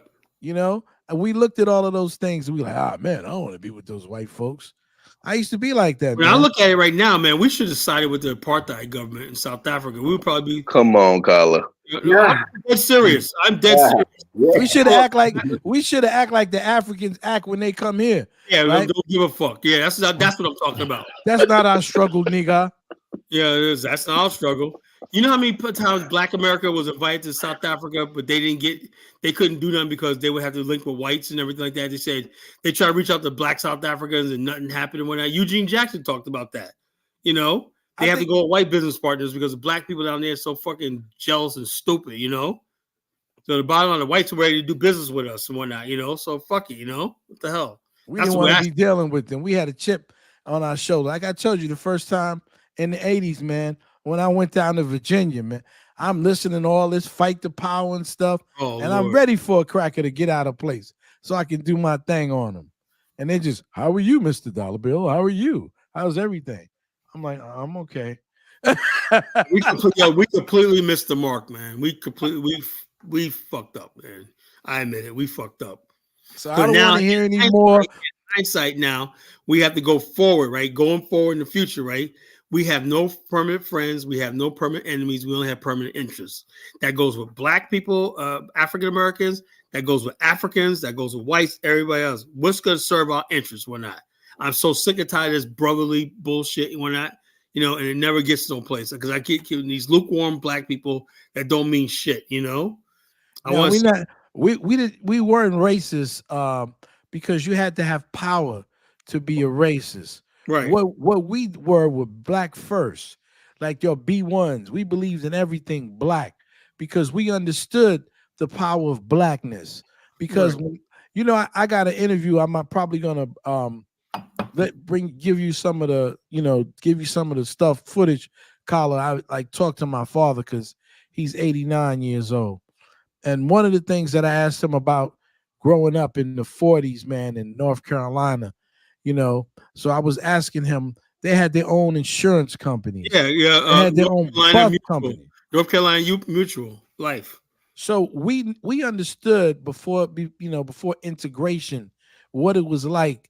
Okay, for Black people to go to their own homecomings and Black colleges, to go to their own Black basketball and baseball. You know what's the shame thing is the fact that we lost one thing that we always thought we would never lose. The Black funeral home. Yeah. Now more Black people get white people bury Black people's bodies than anybody else. That's the one thing we always had was the undertakers and the funeral business and whatnot in our community. You know? Yeah, you remember that? That was one of the first novels I read and saw the movie, The Liberation of Lord Byron Jones. Remember that? No, I didn't see that. No. Yeah. In fact, I talked with I'm a friend of his nephew's. He's also a doctor. It's The Liberation of Byron Jones, I believe. Maybe Baruti will straighten me out. But we not only did we have Black funeral homes, we had Black cemeteries. Yeah. And so Black people city. Nowadays, white guys know that the insurance, I do insurance, right? Mm-hmm. Insurance get that payout. It's all about money now, you know. The insurance knows there's billions of dollars worth of Black people dying every year because they got insurance policies and everything, and they wanted, you know, they took it over. Like Canadian companies, the Italian companies, and everything.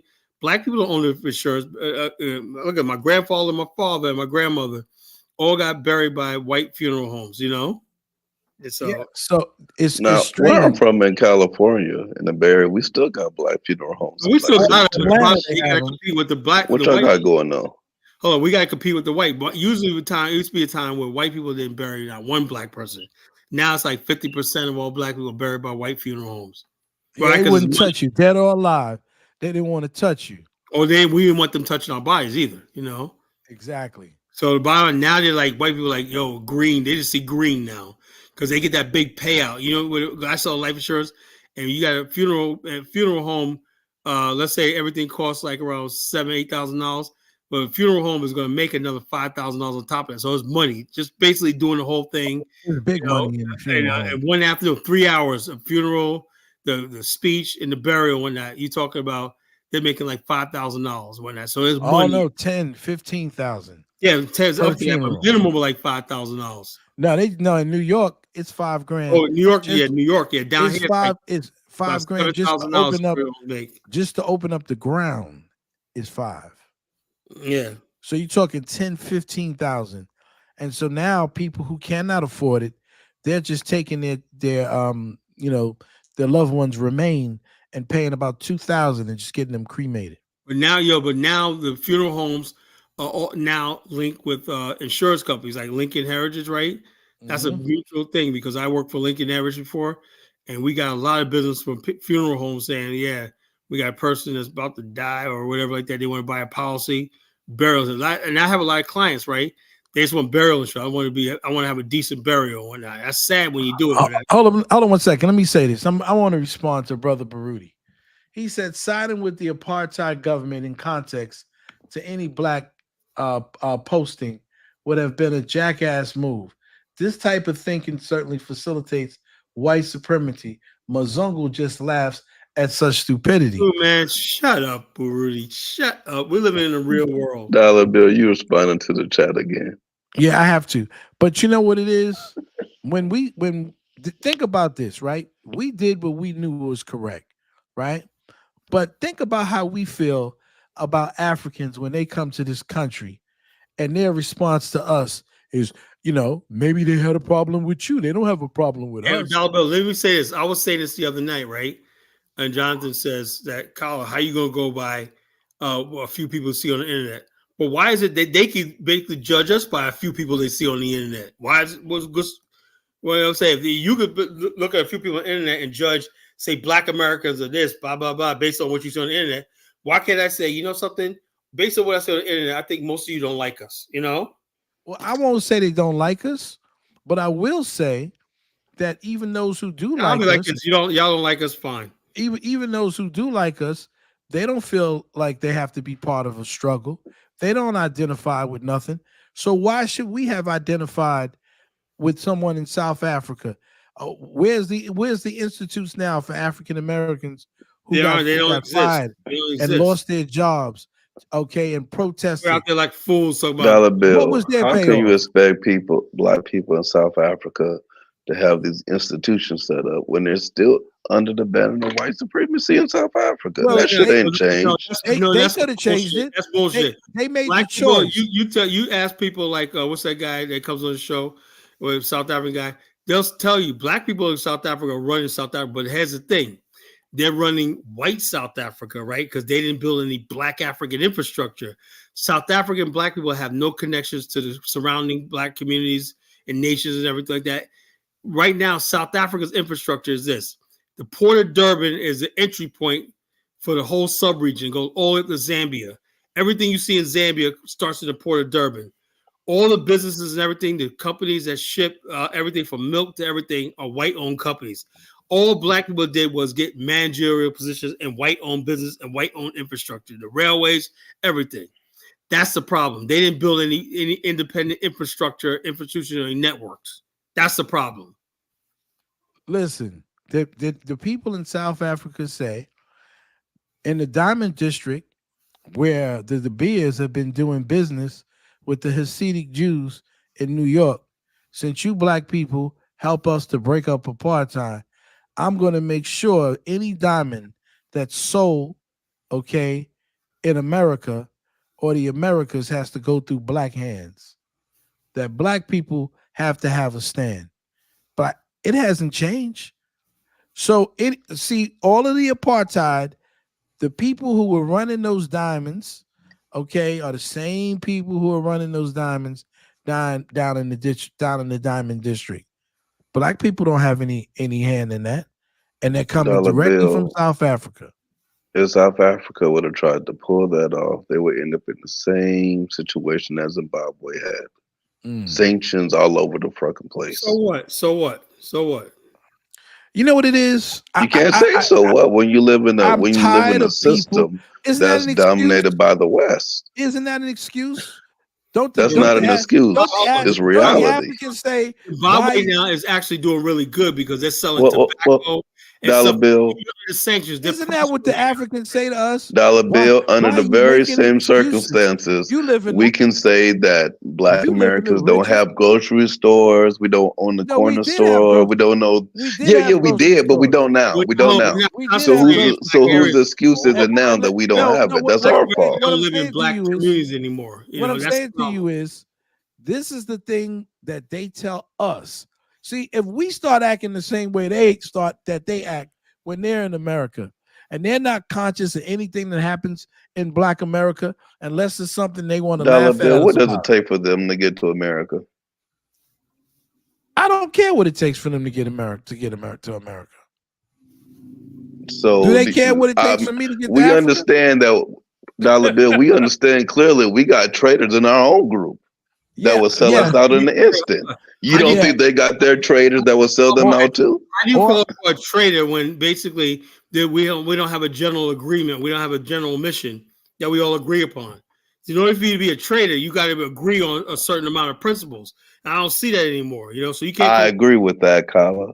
And the fact of the matter is, the people that come here didn't have an agreement with us from the beginning, so they have no reason to be loyal. How can anybody call somebody a traitor? They have no reason, and you know what? And those people that we should have made why should we have divested interest that could have made us rich for somebody else who doesn't give a damn about us? To be honest with you, what is their national cry to African Americans? Okay, where's their Ubuntu about what happened to us? Ubuntu is only when they shame Black America for something. Where is their cry out for the millions of people, okay, that are on the bottom, whose bones are on the bottom, of the Atlantic Ocean? Dollar Bill, you're only talking about the people that either join this chat session and they disrespect Black Americans, or the people that you look upon that disrespect Black Americans. In the very same instance, you can go look to find videos of Africans and Caribbean people standing up for Black Americans. I'm talking about the government. I didn't say nothing about the people. The sellout government. No, they don't sell out nothing. I'm talking about the government. Don't take anybody on the continent, whatever like that, for the most part, in large numbers, anything. The government, anything like that, really understands or even think, you know who they value? The Chinese. They think the Chinese got more money than we do. There's no day of remembrance for their people who have left. And I've heard, and they could care less. I'm talking about the government. I'm not talking about the average everyday person who's trying to make a living. That's not what I'm talking about. If the government said fuck their people, you think they're going to be like, yeah, let's praise those Black Americans? No, it's not just Black Americans who went through slavery. We're not the only ones who went through the Dollar Bill. You said I'm talking about the people that set up institutions for Black Americans. No, I'm talking about where's the day of remembrance when their people were ripped from them, and sent to the Americas, out in the Caribbean, and Brazil had much more than us. Where's that? Where's that Ubuntu, Baruti? They're forgiving white folks. Bill. Come on, man. I don't want to hear that Ubuntu when they haven't used any Ubuntu for us. Where is it? Right? We're only used as idiots and fools. And we got to stop being idiots and fools for everybody. And learn how to take care of ourselves. Exactly. We can do business with anybody. And we want to do business with the Chinese, or we want to do business with white folks, the Lebanese, whoever. The Lebanese, anybody who wants.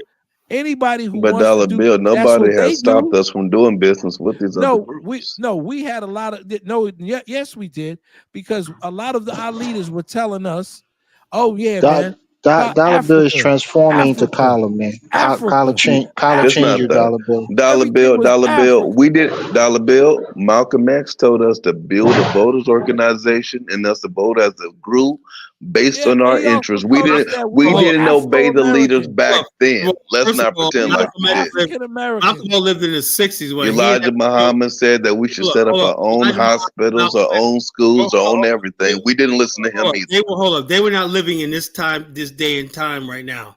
So I would know what Malcolm X have to say about a culture that basically, for the mainstream, the idea of Black degradation and stuff like that is mainstream now. And the bottom line is Malcolm X would have lost that war. What would he say about gangster rap? What would he say about destruction in the Black community and stuff like that?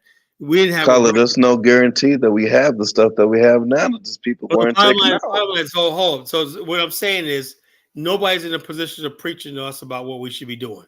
That's all I'm saying. Now I'm a victim because I'm saying that we need to hold our own nuts, that we need to take care of ourselves. That we've been doing that. We've been doing that already, Dollar Bill. We need to teach our children how to read. I've been doing it for 30 but we've been doing that already, Dollar Bill. So you're saying it like that's something brand new. Was sitting back waiting for a handout, a reparations check and whatnot. I asked them you got young men in their 30s, and I say, why don't you guys get a trade or learn how to get a grant for a government loan and stuff like that. No, they want to sit around listening to Tariq talk about a reparations check. So please don't talk to me about we've been doing that, Carla, the unemployment rate amongst black men is at dealing with it's literally at about 6%, 94% of black men are working. Who's not holding their own nuts, Carla? That's still too high. The bottom line is you've been living. The bottom line is it's not even about employment. We're trying. I don't need reparations. Social status in Black America. We didn't say you need reparations. Black America's social status has not changed. You know what I'm saying? We're still at the bottom socially. We're not at the bottom, Carla. Huh? We're not at the bottom. We are at the bottom. We're at the bottom. You know what? According to the Department of Labor, as far as income, we're not at the bottom. I prove we're at the bottom. Nobody's even campaigning and even asked us our opinion about anything. Nobody. Show me anywhere where the Democrats sit down with black people. They already got their demographics: the lesbian vote, the Jewish vote, everything. Where's the black vote you mentioned in the black vote? A so-called party going to give you a vote to? None. And that's a fault of Black Americans not following the leadership of Malcolm X that said that we need to come together and vote as a voter block like everybody else. Hold on 1 second. We take the L for that. Diablo, we had hospitals. One of the last hospitals that we had, in California, had to close because we were helping our people, and the Latino community and the Mexicans said that we were discriminating against them. That's what happened to one of the last. We opened our own hospitals in this country because you don't know anything about our real history. And so now it's some nativism. No, it's called self-sufficiency, to be self-sufficient and independent. And you know what? That's what we need. We need to go back to the old days. Dollar Bill, I agree with you on that part, but we can't blame other groups for some shit that we stopped doing or didn't keep doing or didn't do. I'm not blaming other people. I'm blaming us. We're saying from now on, we're focused on ourselves. We don't give a fuck about Africa, black immigrants, and all these other people. Bullshit. I'm blaming it on us. Africans are doing what Africans need to do. They're coming to America. They're making their money. They're caring for their children. We have no gripe against any of that stuff. What we have to do is look within ourselves. And I told Baruti that the first time we start talking, why people, we've been here for almost a millennia. Why are we still looking back somewhere else? The Native Americans at one time, they were Asians, but they're not Asians anymore, right? Why can't we look toward ourselves to build up our institutions, to build up our colleges, to make sure our children get a better education? Why can't we do that? You know why? Because we've only been programmed to work and help other people in their shit. We went from the white man, now it goes to immigrants and Africans, everything. We care about everybody else but ourselves. Yeah, Moise, you can call it the ghetto all you want to. And you know what? If that's what it is, I have no problem. You can't shame me about the ghetto, because the ghettos that I live in, the people where you come from and those ghettos, you would die to be here. Because I'm not wherever your people are, begging the United States government to come and essentially take us over, because you can't control the republic that you got. That's why everybody's here, And so I'm tired of the shame from everybody. Oh, you a victim. No, I'm talking about us standing up as being men and taking care of our responsibilities. You don't need anybody to help you do that. Just do what you got to do. It's simple as that. Now, all I know is I just want to link with Black African American men. That's all I care about. Link with my brothers and whatnot, or any level, join the BAL social network. and stuff like that. Let's take these trips, these tours to the continent and everything. Let's bond. Let's bond and build, man. That's all I care about, right? Anybody with the right mind, yeah, they want to do that. We don't care if you're Caribbean, if you're African. Yeah, that's like I said. I consider Bomani African American. He's from Jamaica, born in Jamaica. But I consider him African American because he's just one of us, you know. If you want to build with us and be part of our community and everything, that's fine, man. I don't care who you are. But the bottom line, I can't freaking sit here and what if Africans want to build with your college? Hold on. I can't sit here and worry about what Africans think anymore. I'm sorry, I don't care. You know, if they want to join us, hey, look, you have the BL social network, show you how you can help out and build with us and everything. But the bottom line is I am not here to convince Africans about us anymore. You know, I am not selling us to Africans anymore. I don't care anymore. You know, they want to be part of us, that's fine. If they're not, they move on, stay away from us. Simple as that. You know, why did you feel that you have to sell us to Africans in general? Why would you feel you need to sell us to Africans? What they should do. We're always doing that, selling ourselves to Africans. We're the most popular black group of people on the planet. Act like it. How can you act like it? Why is everybody basically talking about I got to go to the continent, I got to find out who I am and all this kind of stupid shit like that? And now that's what you got Afro think tank and whatnot, you know? I'm gonna play another video of Afro think tank. He's not African American. Who cares about him? But it doesn't matter. He claims he's African American. 1 minute it matters, the next minute it don't. We got to figure that part out. Does it matter or does it not? It does matter. Trying to shame us, man. You know what I'm saying? The bottom line is this. You know, he got to live in some dusty fucking village. Brandon ate his ass. So let me play a video again. I'm gonna play a couple of videos. Let me play his video again.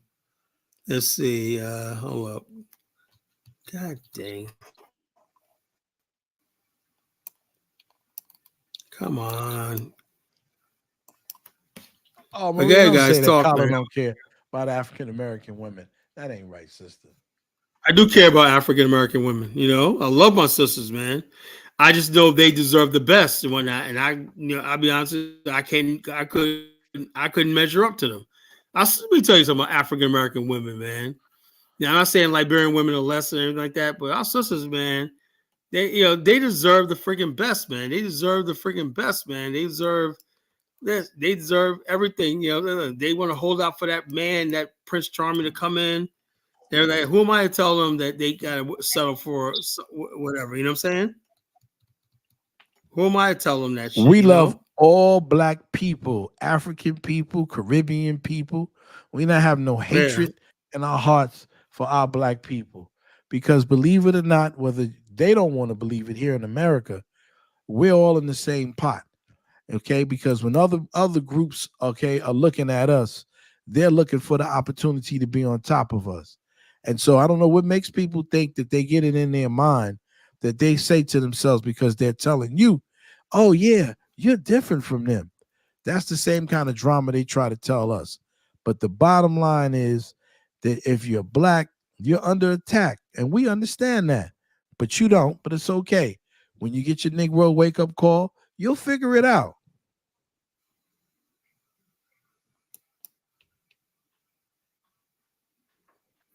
I keep going, folks. I'm going to look for these videos. Moist, you can say cap all you want to. Listen, why do I have to hate some? Is there anyone who's black that's stopping me in my life? So why would I hate somebody? I just say what I have to say. If people come at me and they start talking and they want to play the dozens and they want to try to shame me or they want to run game on me, they'll get it just like any other African American is getting. I don't have any special preference for who gets it. The other night, what's this guy's name? Who comes up there with that picture of his white grandma. He got it the other night. Ben got it the other night. According to Ben, he's an African American. When he started talking that savagery and talking that BS, and that was right before they indicted, before they came out with 120 accusers of P. Diddy. Okay, myself and Elvis, armpits, denounced that crap. Nuts and behind the earlobes. I don't think that you should be trying to give anybody advice on how they should be living. As a matter, not working. of fact, in the words of my good friend Robert, my brother, you just might be living wrong. Peace. Dear Afro Think Tank, this is something called soap.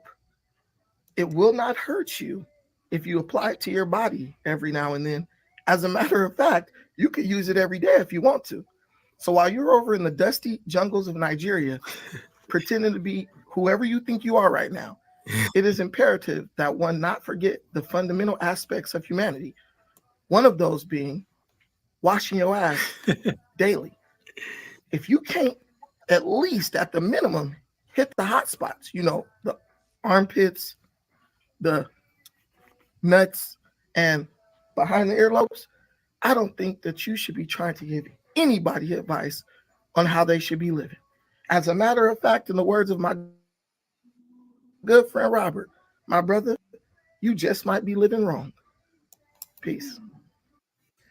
Dear Afro Think Tank, this is something called soap. Okay, it will not hurt basically if you apply it to your body. Brandon's voice went like Mike Tyson. As a matter of fact, you can use it every day if you want to. So while you're over in the dusty jungles of Nigeria. Yeah, Brandon's like Mike Tyson, man. It's like Chinese torture. You gotta listen to him 2 or 3 times a day. I'll be like, okay, man, I did it. That's funny. Take me to jail. I did it. Okay, I gotta listen to Brandon again. He made his other video, right? That's pretty funny. Talking about musty ass. Yeah, okay, hilarious. I guess he learned how to do that from his alter ego, his relationship with Tyreek. They go at each other, But bottom line, Afro thinks they deserve that shit. He deserved that shit. Yeah, like I was saying, I don't, that's your boy Brandon. Like Baruti's my boy. That's my dude, man. I like Baruti. I don't agree with him. We argue and we fight, but the bottom line, he's a good brother, and he's done good stuff, and he's written good books, man, for people, and he believes in what he says about Ubuntu. And I get on. I can believe that he's not lukewarm. He believes in what he's saying. Yeah. The brother's about his business. He's not realistic. Brother. But that's his life. He comes from an era of people who've dedicated their lives to being Pan-Africanists, and that's what he really truthfully believes in. And so I would never, say to him, you're wrong. Okay, even though I don't agree with him on everything that he does, but he's definitely a person that's about that life, about that Pan-African life. He goes to Africa, okay, on a frequent basis, and he deals with people in Africa. He's really about that. He does those same. But let me ask you a question, right? A lot of times people go to Africa, right? Mm-hmm. And they talk at Pan-African, and the average African doesn't understand a fucking thing he's saying. They say, oh, yeah, Black America. They don't understand. It's like you're talking Greek. The only Pan-African message when he talks to people like us. He can't sell his Pan-Africanism on the continent, Well, I don't know. Well, he deals with people in Zambia and different places. Now, Zambia got some good. I got my BAL members in Zambia because they listen to people like Malachi York. Is popular in Zambia, a lot of Nation of Islam stuff and everything like that. Zambia is any English-speaking African country. You'll see Malcolm X, Garveyism, and stuff like that. That's Zambia.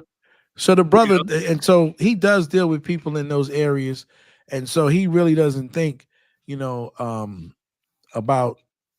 Well, I don't want to say he doesn't think about. He thinks we have a better chance of dealing with people in those areas of Southern Africa. You want to hear something? Check this out. You want to see something funny? Look at this clown. I forgot his clown. He goes, Afro's think tank is showing y'all he could live a life without electricity and running water. Yeah, he's a fucking dirty degenerate, Y'all could do that in America. No, I don't want to do that, I don't want us in America. I don't live without electricity and running water. I'm sorry. That's not part of the deal. Yo, Kyler. What? Kyler and Dollar Bill. You guys starting to sound more and more like the old white man. Elvis, you come over here and join running water, infrastructure, everything. That's not even what I'm talking about, Kyler. 1 second. I'm saying you and Dollar Bill, you're starting to sound like that old white man that just get off my lawn. Get off my lawn. Every day it's like, yeah, every day is like Groundhog Day. It's the same conversation. Let's leave this shit alone. I am a black redneck. That's called a black neck. Ah, That's what I am. yeah. I'm a black redneck. I'm a black neck. As we call That might be apropos. I think you're right. We're black necks. Not, you are not like us. We put our foot up your ass. We think things the way it is. You talk about no running water, nigga. You better get the hell out of here. You know that black neck talk, Dollar Bill, right? Yep. You know the old time black neck niggas. You know what I'm saying? I mean, you guys are so aggrieved. And Dollar Bill, I didn't see you like that, but now I mean, more and more, you keep finding something to be aggrieved about, man. What am I grieving about? You're grieving about how the Africans are trying to guilt you into feeling this way or feeling that way. You're reading the comments. No, I did not. This is obviously an You're too smart for that, Dollar Bill. I did not say. Leave that shit alone. Look at this right here. It's obviously an African guy or female, whatever it is. He got a picture up here. He says Afro think tank is showing you live without electricity and running water in a remote area. Why the fuck would I go to a remote area in Nigeria in the middle of nowhere with no electricity and running water? Why do I want to do that? Does that make me anti-African, Elvis? They got white people doing that in America. I'm not doing it because they. Afro think tank just went on vacation. Look, there's some people who like that, that quote unquote natural lifestyle. Want to be one with nature. They know a natural lifestyle. That's an experiment. I'm not doing that. Come on, Elvis. That's an experiment, okay? Well, you know, white people go camping and shit. You think they go in? They stay underneath the shower and shit. Well, they go camping knowing good and well that they got electricity right nearby and they got access to Wi-Fi. Afro think tank lives in the United States, so I'm sure he has electricity and running water. Can I say something to Elvis? I'm not grieving about Africans. Oh, you still worried about me saying you agree? I was grieving about African Americans. I was saying to them, the African Americans who are always telling us that what we should be doing.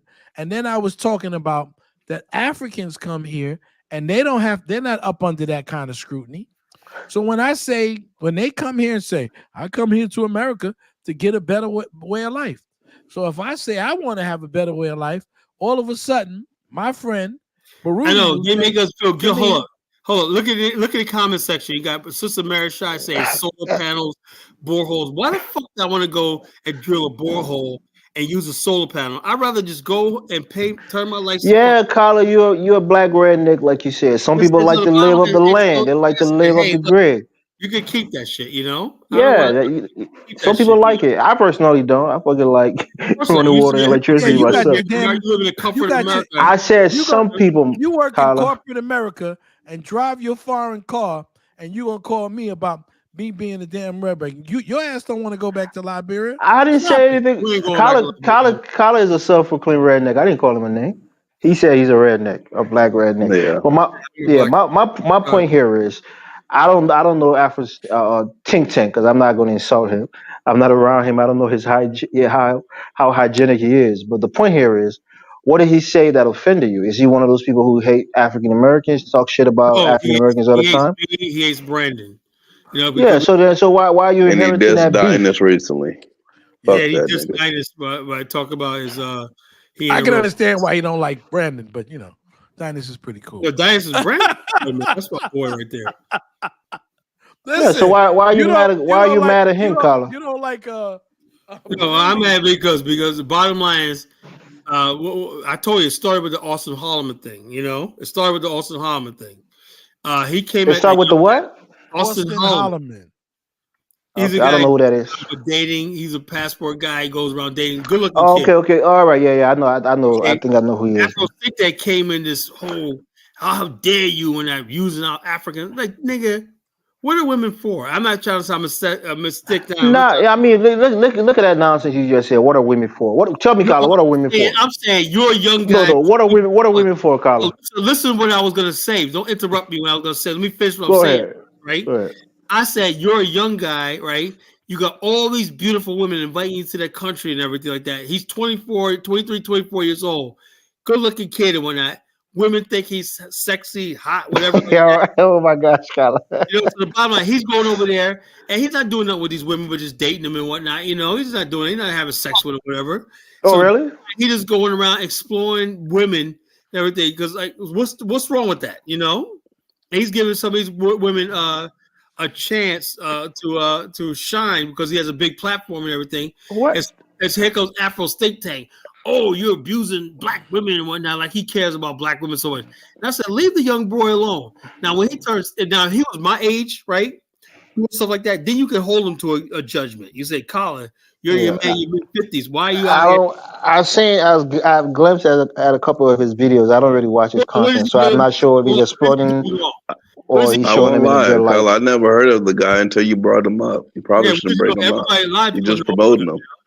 So I'm saying, I said to him, I said, me and Bomani, like, what the hell did he do wrong?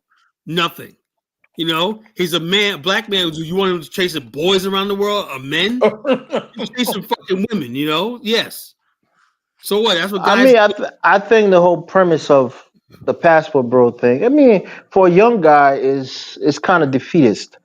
You know, because you're young. No. Like you said, Kyla, he's a hit. Hold on 1 second, Kyla. Let me finish my thought. That when you was his age. So what? So why you listen to what I'm saying, right? You don't get to finish thoughts, Elvis. Right. Here's a guy who is, like Kyla said, he's pretty young, very young, in his early 20s. He's decent looking. Middle 20s now, right? Decent looking. There are a lot of beautiful black women here who are college educated. Probably have a good hair.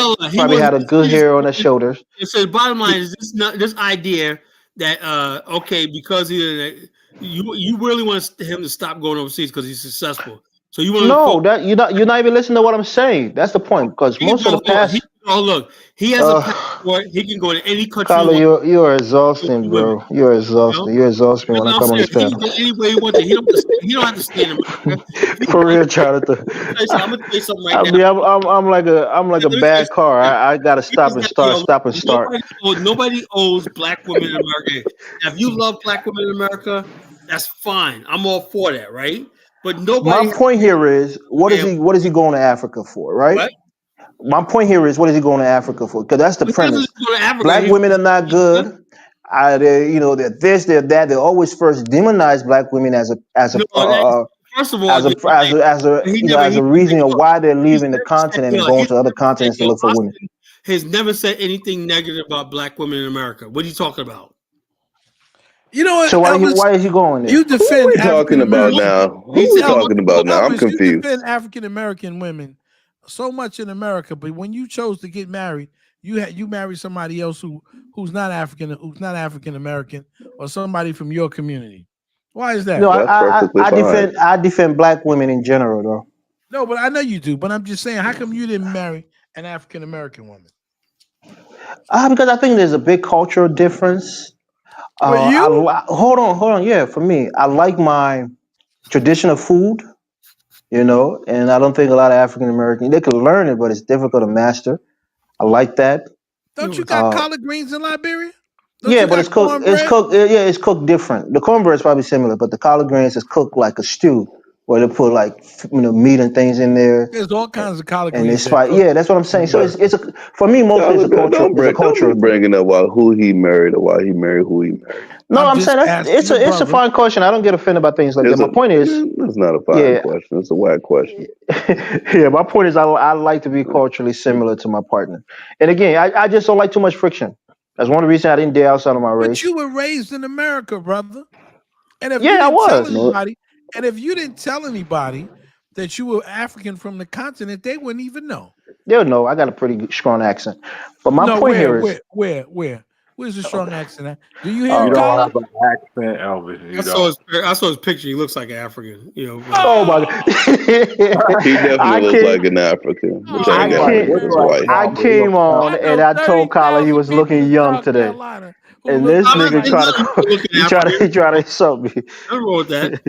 I'm an African, bro, through and through. I love my Africanness. I mean, what am I gonna say? You look like a crime boy. Listen, okay, Kyla. I can take him to some places down in Monk's Corner, Bro, South Carolina. don't stop saying Dollar that, Bill, Dollar Bill. Stop it. I'm telling Right. the truth. I can take you down. I got a Dollar big Bill. nose. I got a big I'm so lip. There's happy you did. I will take There's you to nothing Monk's. ambiguous about my Listen, Africanness, dog. I'll take you down to Monk's Corner, down there in the Low Country, and you tell me if you don't think everybody belong in your village. Nope. Who said no? African Americans, no matter what the complexion. I said no. Don't listen to you. Ain't never even been to South Carolina. Cut the cap. Been nigga. there. Been to South Carolina, been to Florida, lived in Georgia, lived in Valdosta, Lowndes County, near Travis Air Force Base. It's over and done with. Have you been to Monk's Corner? African American. Been to Monk's Corner in South Carolina? What's so special about Monk's Corner? Monk's Corner. Have you been down there? Monk's Corner. Monk's Corner, yeah. I don't know. South Carolina when I see black. I've been to South Carolina though, but I don't know. Well, South Carolina got a lot of Gullah Geechee. I was young. I don't see people that was. I was in the South. Everything that was in the South about, I was getting smacked up by mosquitoes and weird shit. I wanted to get back to California. You got people in South Carolina in the Low Country who are my family, who ain't just dark, they blue-black. Dollar Bill and Collar, maybe less so in Collar. My family. Yeah. Dollar Bill, let me ask the question, bro. Let me ask the question. I know Dollar Bill and Collar, maybe less so Collar because he doesn't like personal questions. But you marry an African American woman. Why? Collar marry a continental African. Why? Explain that to us. Well, the continental African that I married culturally is more closer to black. Stop it, Collar. It's not even culturally nothing. Stop that thing.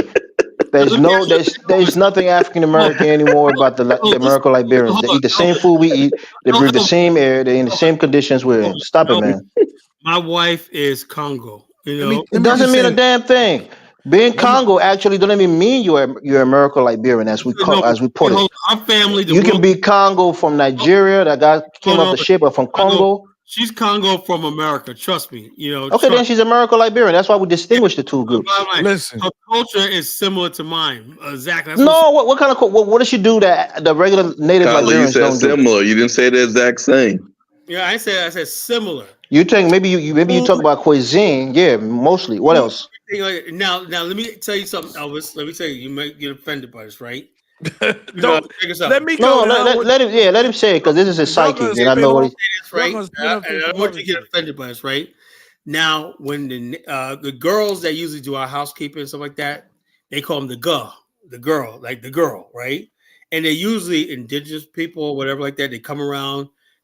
Women are beautiful. They work hard and everything like that. They out there clean. Carla, you're so classist. You're elitist. I'm not classist. You are, bro. You're a classist and elitist. The guys, they call the houseboys. They call them the boy. I knew this is going to take a left turn. Carla, you know that's why that coup happened, and that's why I'm trying to tell people on this platform.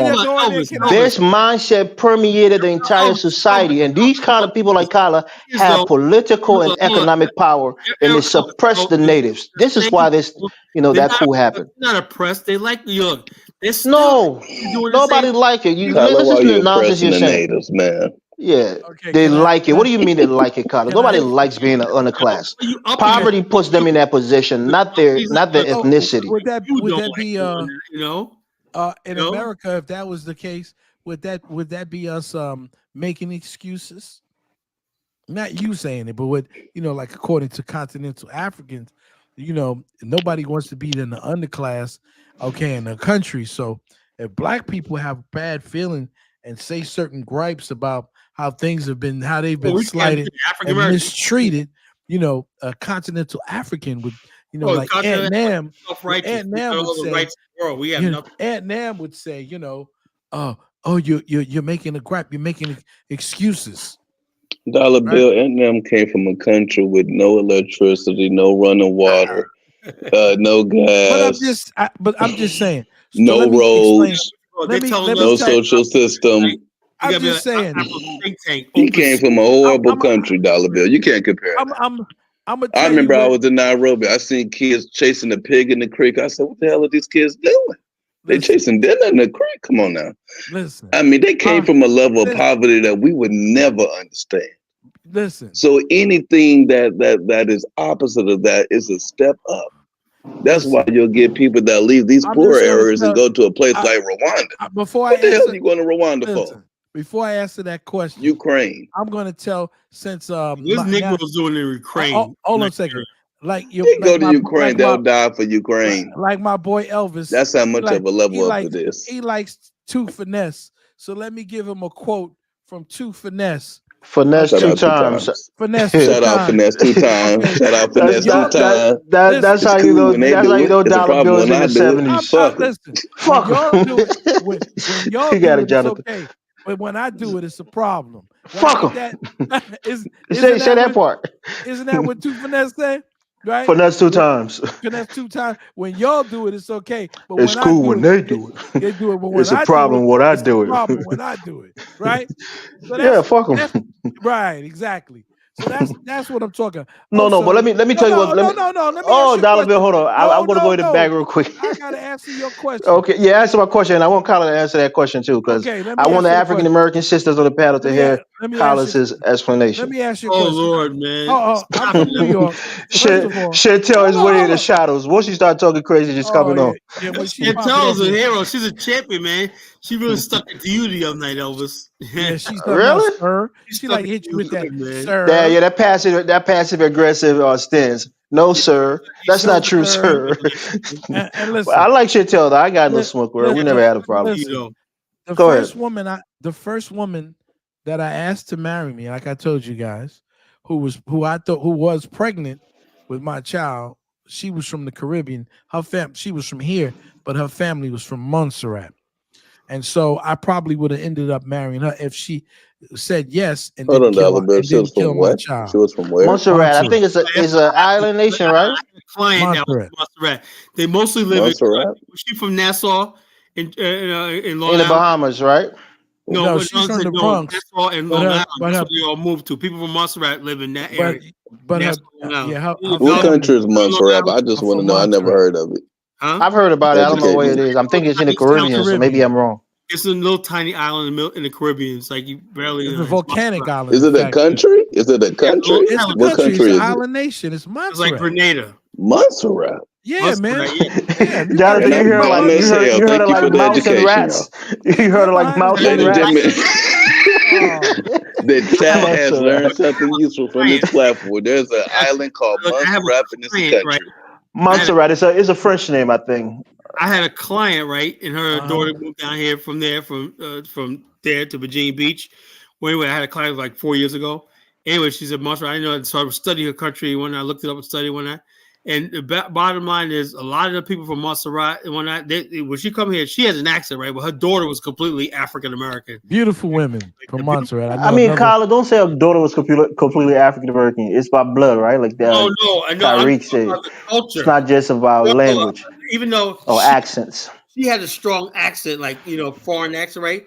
But her daughter was born here. She sounds like a regular Black American girl. Yeah, but that don't make her that. Her bloodline is different. The bottom line is, hold up. When you live in an area, you come down here, you associate with Black people. Basically, you become an African American because she grew up in this culture. That's all she knows. My only qualifier is she qualified for reparations? If she ain't African American.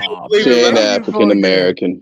Y'all go with that bullshit. I'm going to go back to y'all can't be delineated. Y'all can't delineate kinda. If you're gonna delineate, you gotta delineate all the fuck away, right? Don't say that she's like African American. You're talking about lukewarm. That's why I lukewarm and be like, you're African American. I consider him African American. That's my partner. No. Look, let's say if they did hand out reparations check, if Africans got some, I would not care. I would not care. No, I ain't giving Africans check. Where you at on this issue? What? Dollar Bill, you really more extreme than Colin now, man. You surprised me, dog. Yeah, Dollar Bill don't want us to have shit. If the African want my money, you better have a car dealership. If African got reparations, Dollar Bill will fly you over there and take their shit from it and fly back to America with a smile on his face. I'm not giving. He'll be aggrieved for now. I'm not giving nobody. I'll be damned if this little kids get our rights from our government. Give me that shit. We're never gonna get it, but if we did get it, man, nobody's getting jacked. I ain't giving up. No, if I get, I'll say it like this. If they had reparations, everybody's pal could have mine. How about that? Ain't gonna hey, Colin, can I get that in writing? I'll give it to you. We'll give it to Jonathan Miller, man. Yeah, Jonathan, give it to me. Yeah, and we'll give it to Jonathan Miller. They laugh you out of court with that. Yeah, reparations. They'll fucking laugh. I don't think you're gonna get reparations for it.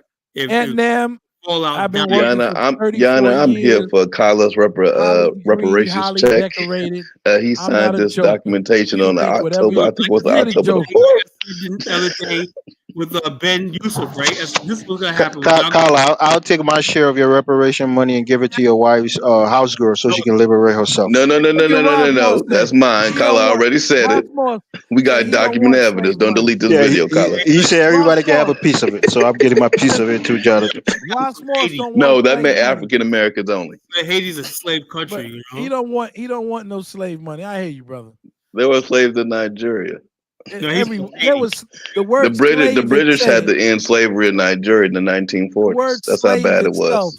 Okay, if he knows etymology, comes from the Slavic people, slave, right? So I'm not gonna go. I'm not gonna go into that. Nonsense. Just don't show a video, Dollar. Go into it. Oh, I'm gonna get you with the video. I got it queued up. Oh no! Don't go into it. I'm so happy you forgot the other day about pulling out that video about the. I was waiting for you. The little toy. Oh shit! Damn it! Put it on. Yeah, I got it. You're not. Call it 6:30. Dollar 6:38 a.m. I don't think I could last if you pull out a video. They laughed at me, brother.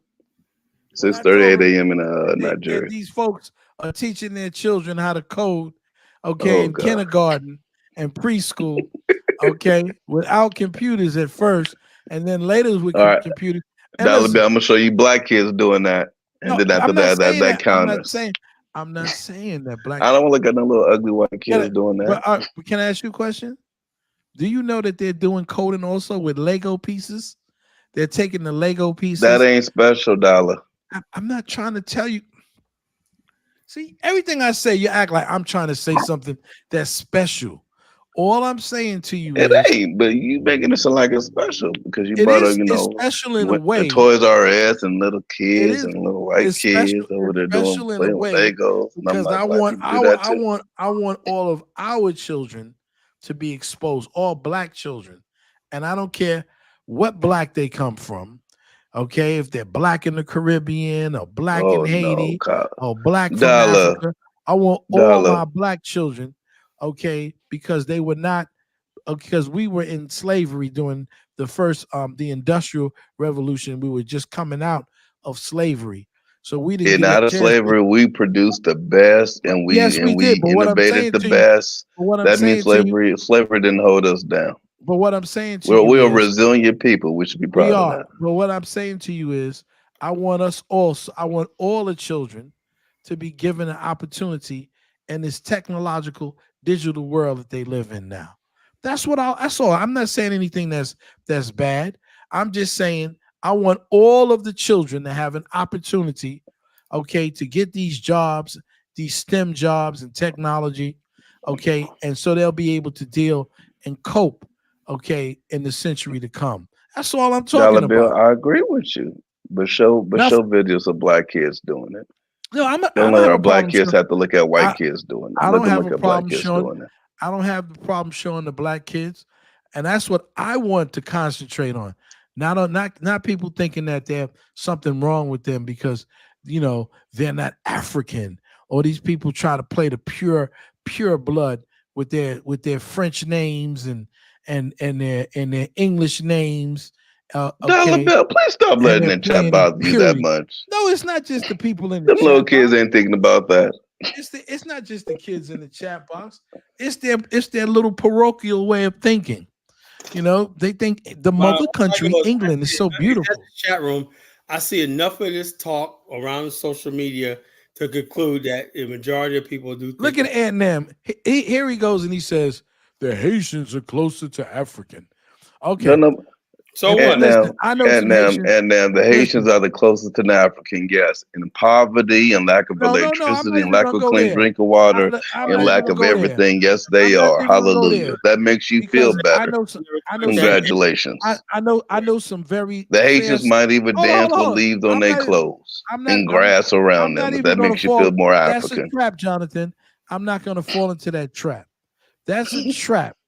I'm not dealing with. See, I've been hitting the trap before. Dollar Bill, that's not a trap. That is a trap. Dollar Bill. All I need you, Dollar Bill. All you got to do is just walk where Aunt Nam is from, I'm not even and you will realize we don't want to be what you are, Aunt Nam. Listen, I don't. That's not a flex. Listen, Aunt Nam walking around in the rain and the mud with flip flops on and no socks. It's not a fucking flex. We don't want to do it. Hold up, Jonathan. I'll walk outside right now. I got tennis shoes on, socks, and I'm wearing the raincoat. It's that bad, Aunt Nam. I don't want to be like you. I don't want to take your culture, baby. Keep that shit to yourself. Okay, that's fine. Can I say this?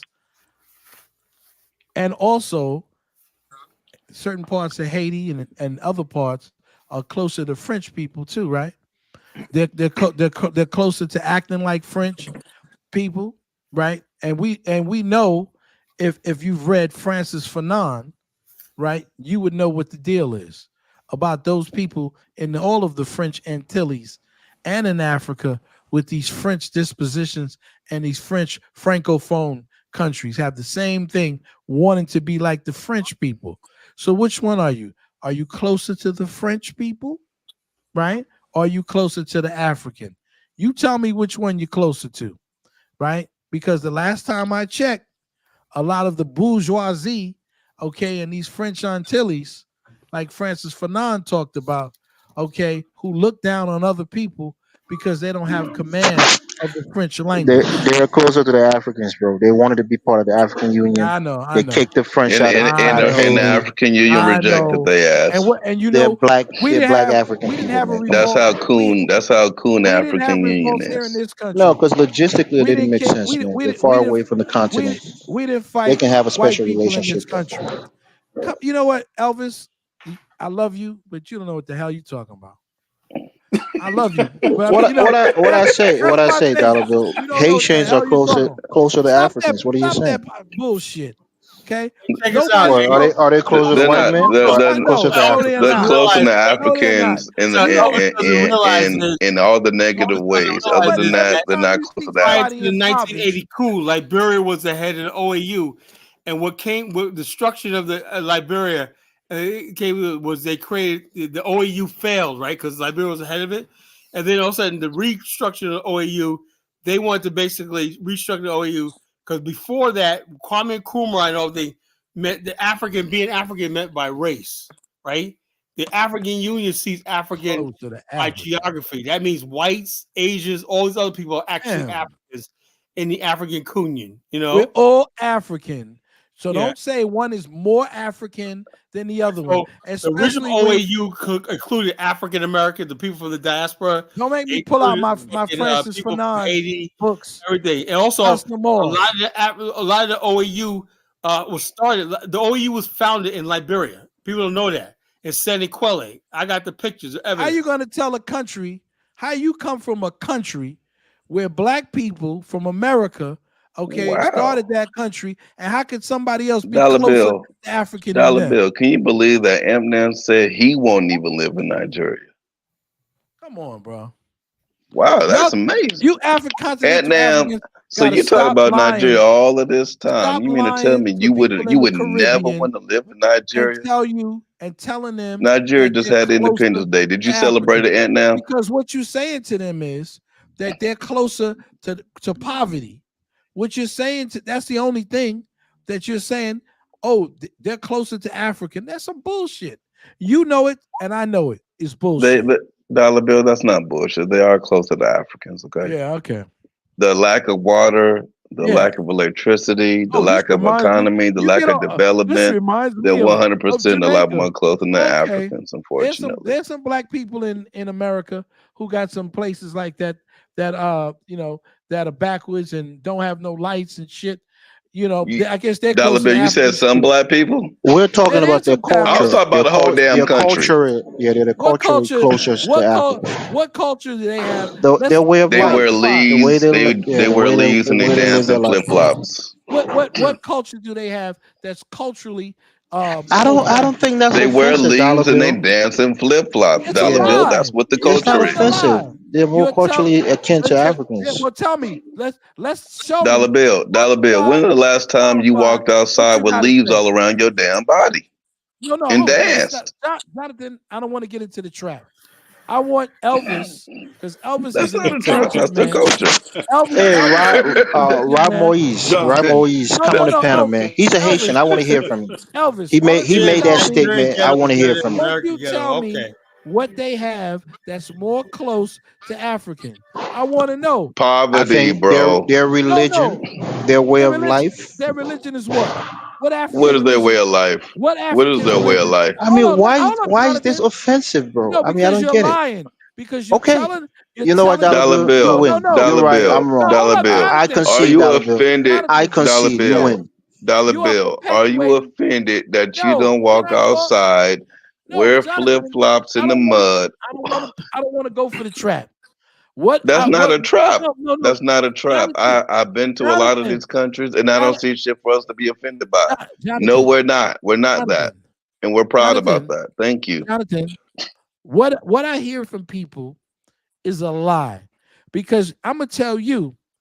I can say to you that that places in Cuba and places in Puerto Rico have more affinity with Africa than people who are dark like us, if you want to use that.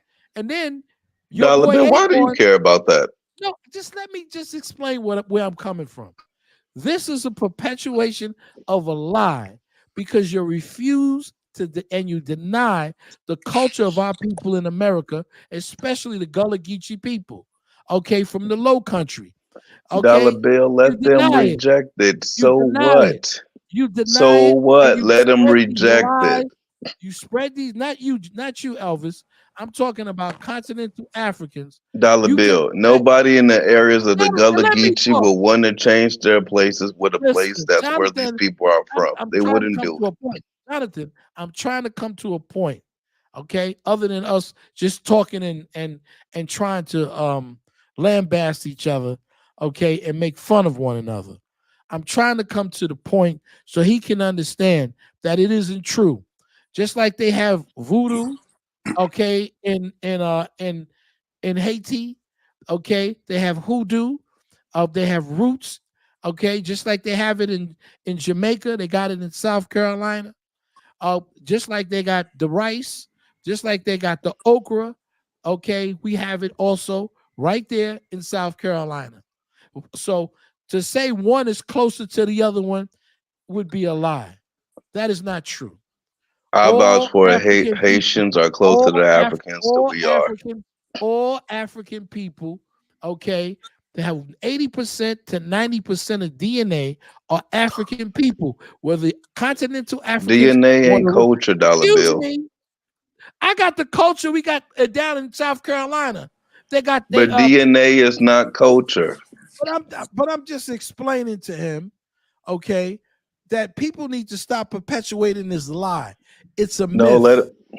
let them perpetuate it. Dollar Bill is interesting. You just said along And with then Colin I can handle it that too. I'm not gonna our be like leaders led us Jonathan. astray, I'm trying not to gonna get be into the more bullshit. African than who we are, and I'm that not we're gonna not get going into to the do that bullshit. anymore, and we're going I'm to not be gonna who we allow are. myself. And then I'm not. somebody states that Haiti is more Jonathan, closer to Africa, and that then you doesn't. want to fight to be African all over again. No, it's not that I'm fighting to Stop be fighting African. it. I'm not fighting They're anything. right. No, Jonathan, you speak for yourself. Don't speak for me. Okay? Let me speak for myself, bro. Everybody's entitled to their own opinion. And I got mine and you got yours. That's fine. Because what happens is what we need to do is talk about real things and stop perpetuating lies, right? And that's what we do. We perpetuate lies and What we y'all talking perpetuate about? stereotypes and we keep going on with it. Dollar Bill, we're not taking away your Africanness, bro. We just see ourselves more in the Haitians, Yeah, I phenotypically, know. Well, in culture. They're Yeah, you more like haven't us. seen all that. African You American have not culture seen more is of more Haiti. assimilated and mixed with other Elvis, cultures. Dollar Bill. The Elvis, only thing you that I haven't would been have a around all problem of with is that if African America. Africans say that Come they on, feel brother. more You're not culturally right. aligned with the Haitians, why would you fight them about what they feel? That's As I st- crazy. as I stated to him before, like they've got You can't Vodun. you can't We fight we people about how they feel. well they If you can want to feel force any. yourself on the Africans to I'm not accept you forcing as myself better on than the any. Haitians, I'm not then forcing. that's wow. I'm not forcing myself on anybody. But as And I don't fight stated them before, either. Let them say that shit excuse and let me, them live with it. as I stated before, no one. I'm not caping for Africa, but no one is going to come here and take my Africanness away from me. You can He see didn't. yourself. We're He not didn't saying you're say not that. He You African. can said say, they were more African well, that's culturally. well, He didn't well, I'm say that telling you you that's weren't a lie. African. I'm telling you that's a lie because I know a ton full of Haitians, okay, who are more French than anything else. And in fact, their leaders, okay, were French Dollar light bill. skinned people. That's all. It's That's all. according to how they feel, Well, not they you. feel all It kind don't of matter ways. how you feel. I don't If care they how they say feel. that they feel I more don't. culturally aligned with Well, the let them Haitians, do that. Check this out. that's how they feel. Don't fight how they Check this out. feel. I remember when I was in high school, right? My senior year, there was this kid that came in from Haitian, right? Big dark skinned brother. His name was Claude, right? He was on a football team, right? A big dude, right?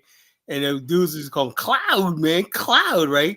The dude fucking was Haitian. And he spoke French, right? And all of a sudden, this brother fucker had this blonde, blue-eyed white chick. Everybody looked at him like, "Is this nigga crazy?" They love white people. I went to a Listen, redneck school, right? Upstate New York, right? And this dude walking down holding hands with this white girl and that because they love his French act because he spoke in French. Like, you hear him speak French? And these white girls like melting because he spoke in French, whatever the fuck he was saying, you know? And everybody's like, yo, you should be like Cloud because he speaks French. how Like, what the can hell? people, Ross Moyes, just the same way anybody in Haiti can trace their lineage to Africa, I can get a DNA test and do exactly the same. How Dollar we bill. whitewashed and they speak Dollar French. bill. You sound like that comment hurt you. No, it don't hurt me. I'm just tired of lies, You are perpetuation. fighting it like it hurt No, you. I'm not. Nothing's hurting me. Listen, An African told you that they feel listen. more culturally aligned with the Haitians, They and can you are feel trying to all fight the the way they want. Africans based on their feelings. They That's like a can, female telling you, Dollar Bill, they can have all but the I feelings. really love him. Fuck that. You really But love me. No. it's not that about Don't do love. that, Dollar Bill. No. It's not about love. It's about a perpetuation of lies that people tell themselves that are so untrue.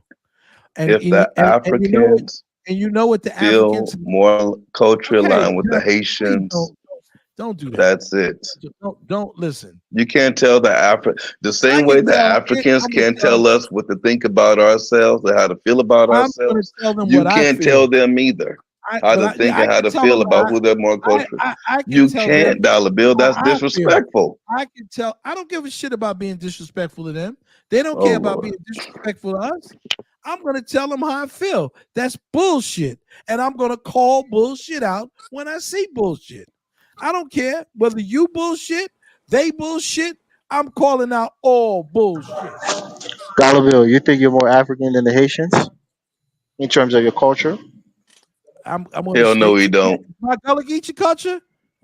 Yeah, Oh, I'll put mine up against anything. No, we talk the about Haitians. you personally. You personally, your culture. My culture is the Gullah Geechee culture.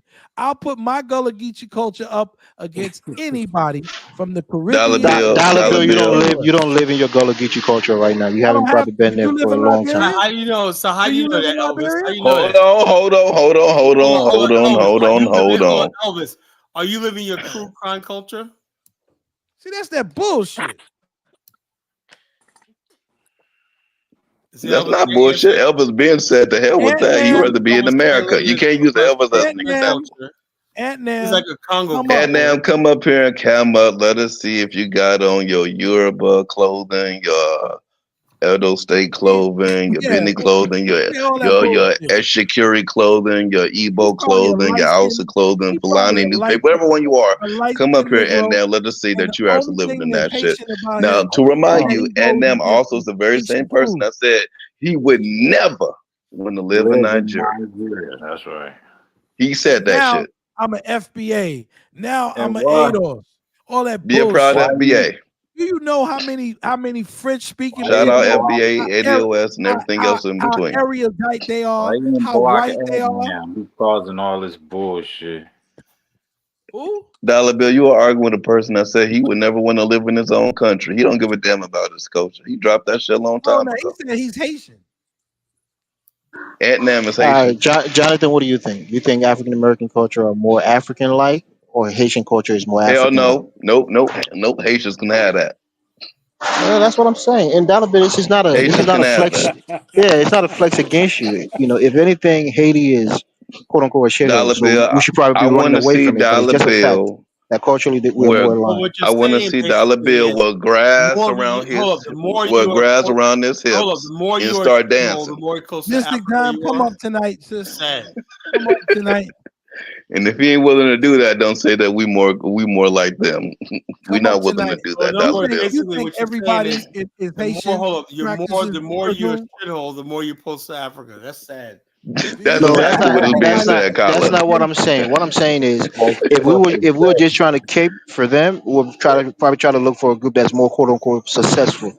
But the fact is, culturally, we're more similar. It would be, some of us would be ashamed to say we're like Haiti. That's what I'm saying. I'm asking everybody on the panel. Jonathan said he agrees. Colin, maybe he disagrees. Maybe the other panelists disagree or agrees. I want to hear from them. You have not said anything. You have not. I've told you what the cultural affinities are in America, especially in the Low Country, the pottery, the dance, the traditions. You tell me what is so similar to your culture that's in Haiti. Okay, the Haitians have open markets, right?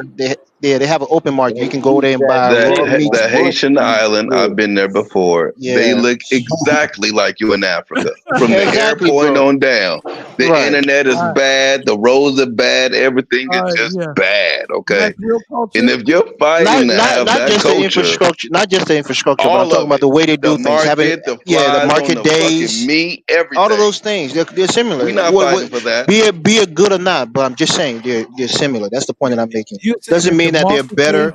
Doesn't mean that they have a better culture. I'm just saying the way they go about their life is similar to most Africans in the country. Everything is similar to Africa. Are you saying that market days are a cultural thing?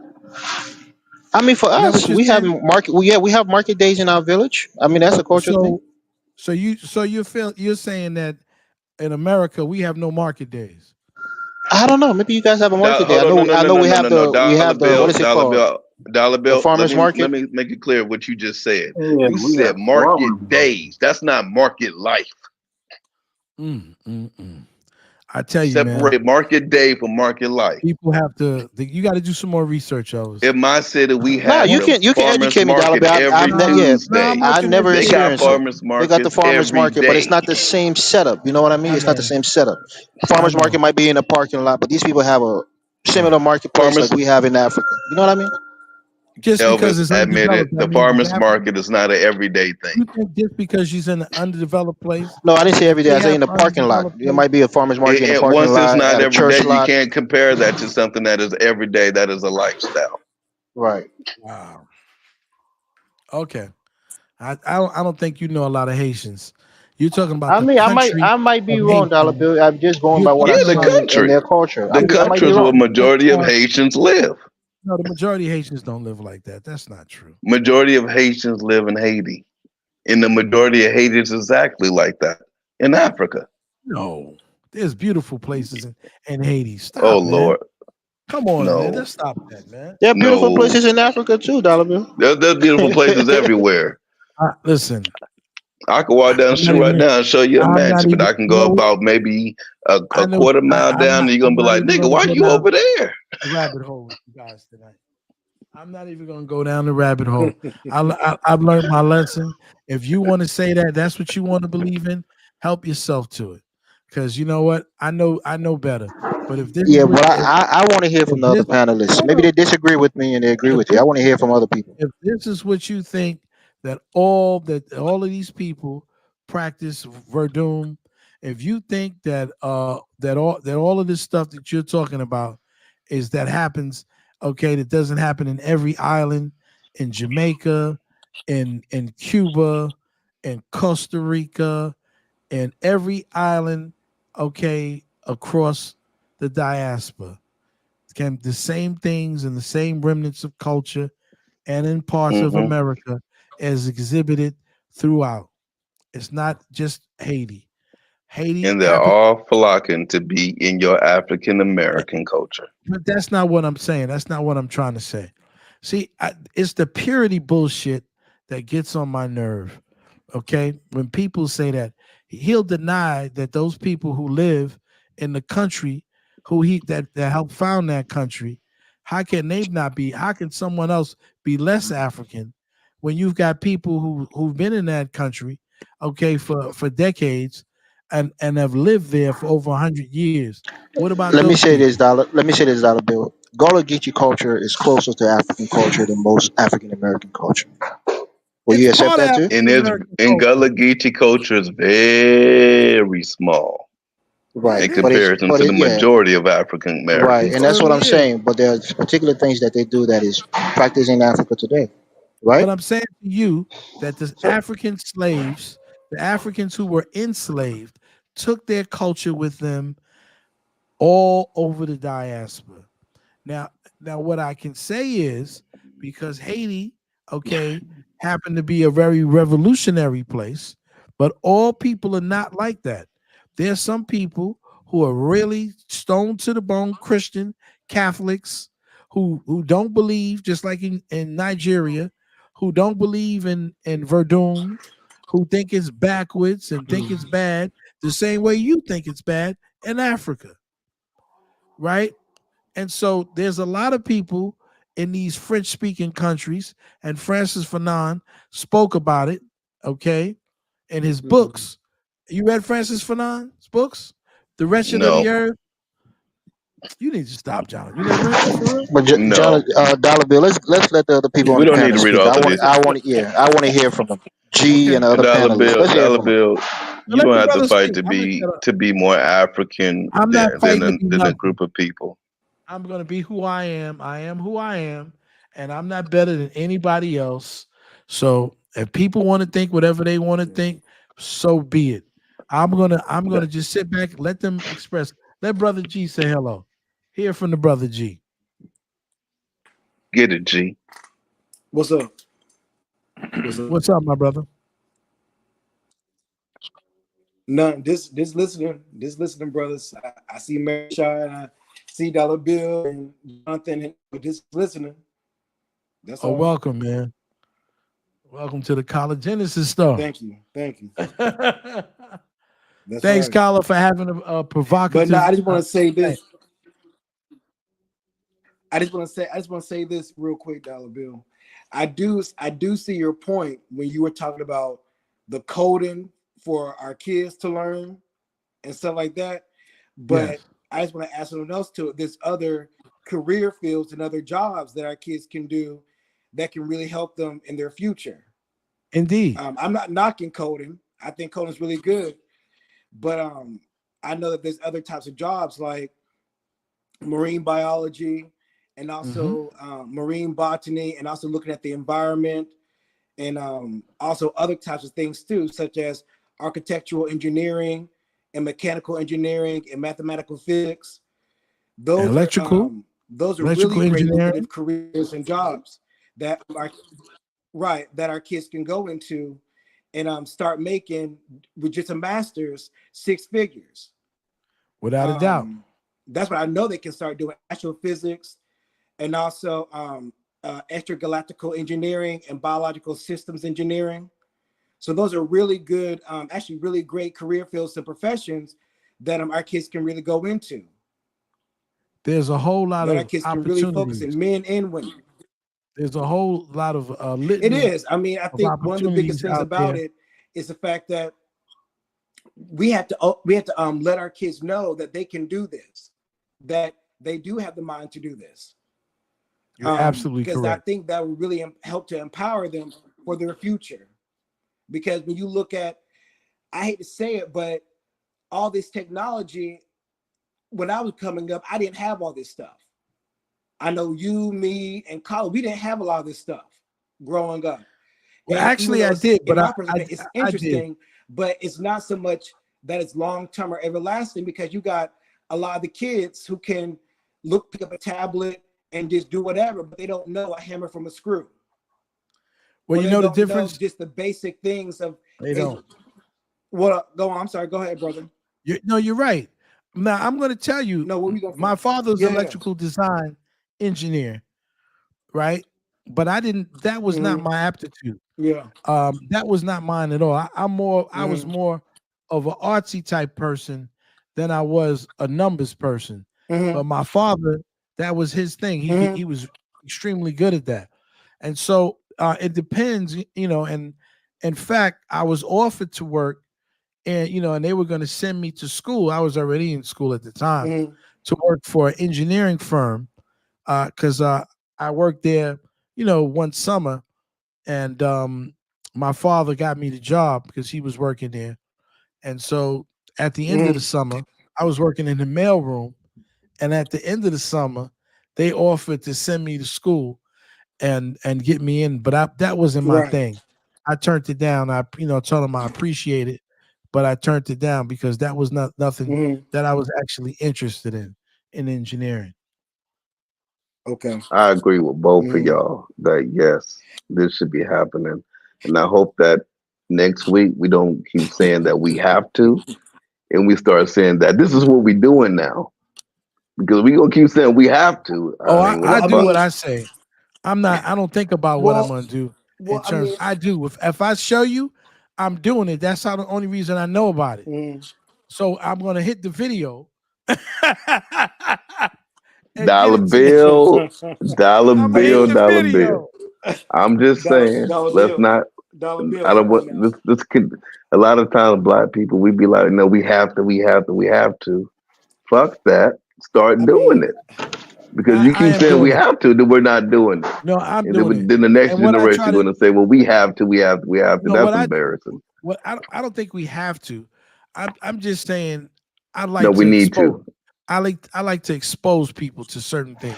Now, hey, dollar bill. I'm sorry if I hurt your feelings by saying what I said. My feelings are not hurt, man. No, just listen real quick. You know me, the way I see things, that's how I say it. I'm not, trying to make you feel some kind of way. And what I'm saying is maybe I should be even more specific.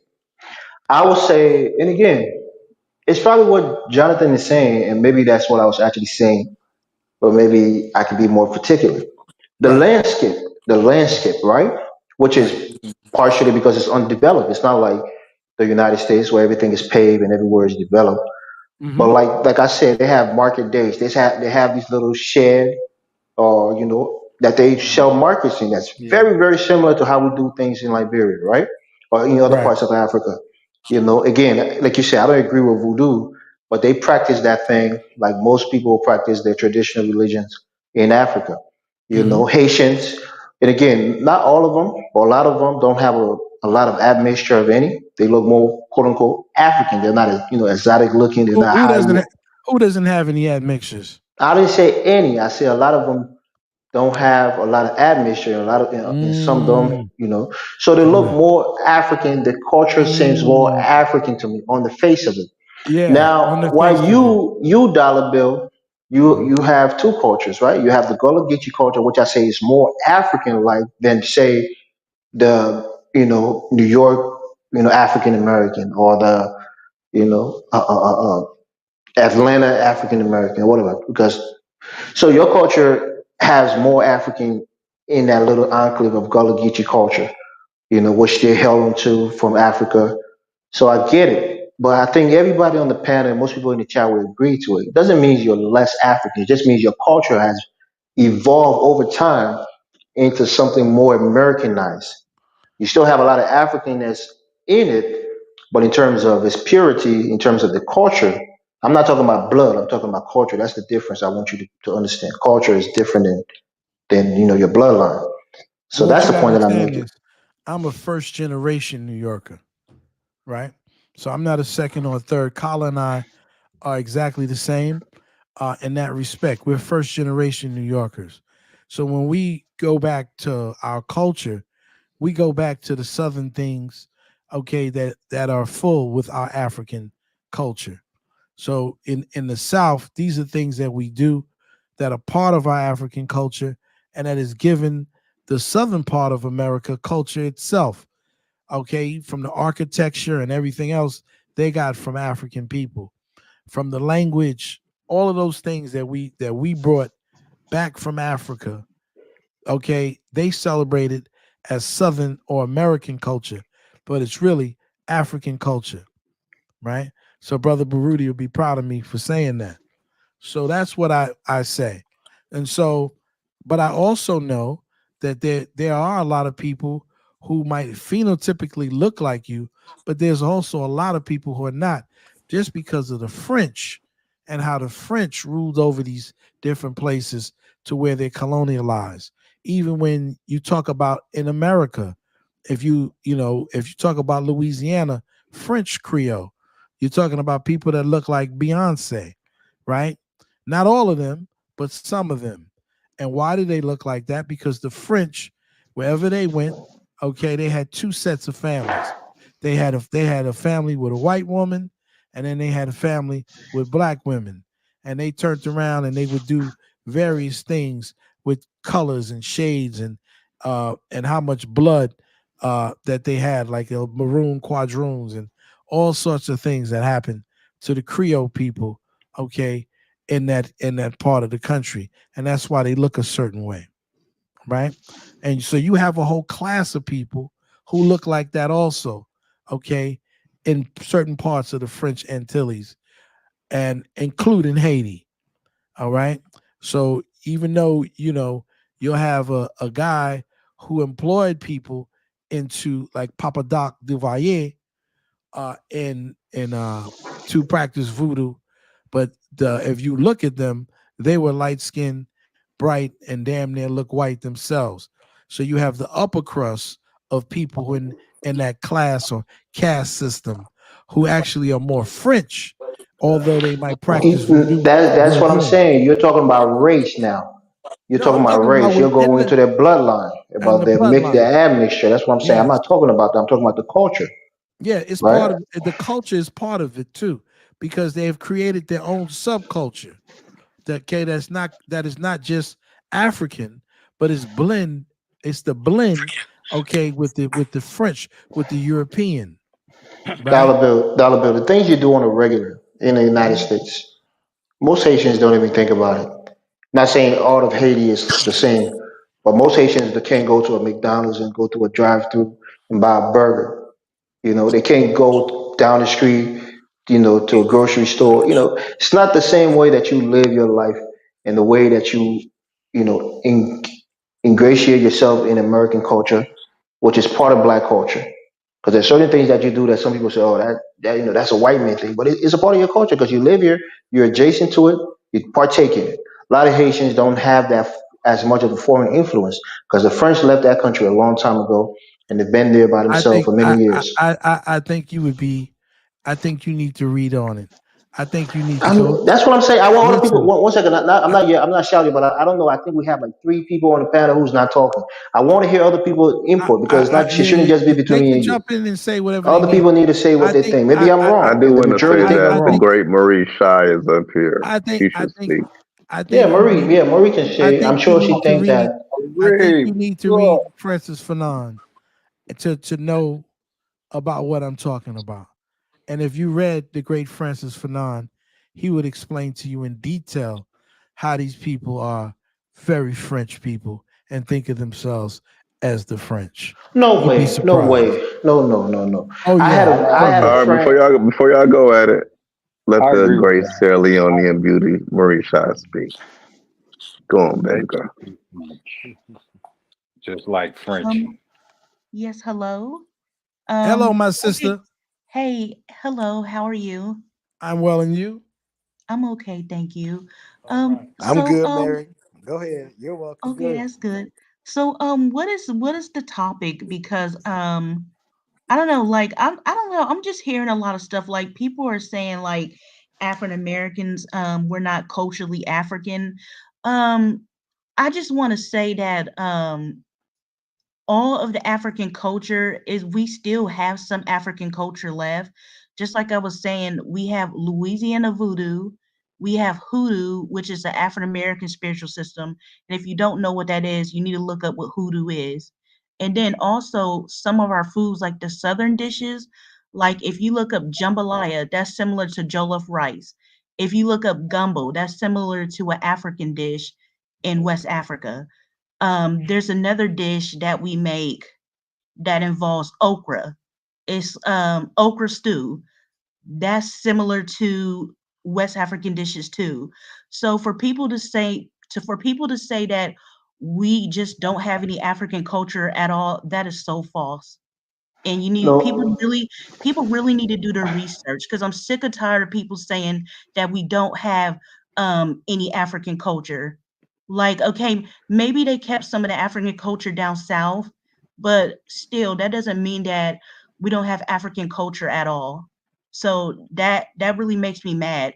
And then for people to be saying in the comments, like, saying that they're more African than African Americans or whatever, well, that's okay.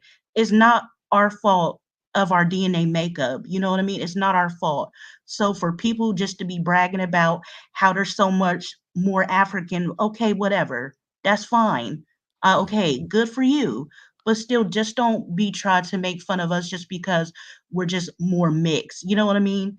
That pisses me off Nothing because is more mixed than a person from Haiti who is I who know, but what I'm saying is that there was a Ghanaian who I used to work with. He calls he called me a mixed black. He called me a mixed black, and he talked about my hair texture just because my hair is curly. I have loose curly hair and stuff like that. I don't appreciate. Don't call me a mixed black because it's not my fault. You know what I mean? It's not my Marie, fault you that I'm dark as hell Latin. and beautiful. I know, but I'm just saying. But they I don't. didn't say that we didn't have African culture. They just said that the Haitians are more culturally aligned with Africa. not true. As a person Oh, Francis who's been Fanon, to Haiti in Africa, Francis I would Fanon have to You agree. would wrote a have to book. agree, right, Jonathan? And that's what I'm saying. That's why I want to hear Well, other he's people because wrong. I think you Jonathan, agree. I agree.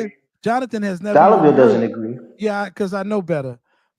Jonathan has never even read Francis Fanon.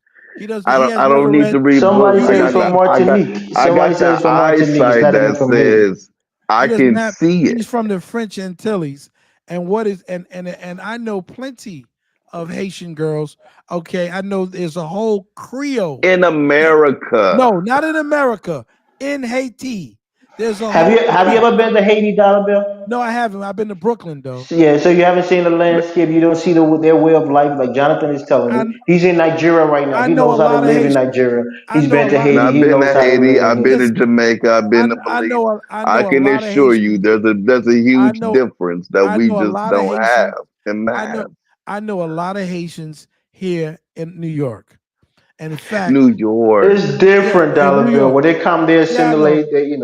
They No, change the no. way And of I've doing read things. Francis Fanon, who was a psychologist. Just because he's from Martinique doesn't mean it's the French frame of mind that permeates throughout these French speaking countries. And you know that. So stop it. You know these people act like they're French people, just like you have the English people from Nigeria and those areas who are rich, who send their children to Scotland and England for an education. You have the They're rich people. rich. Dollar Bill, I'm going to tell you this. I think on this They're topic, rich.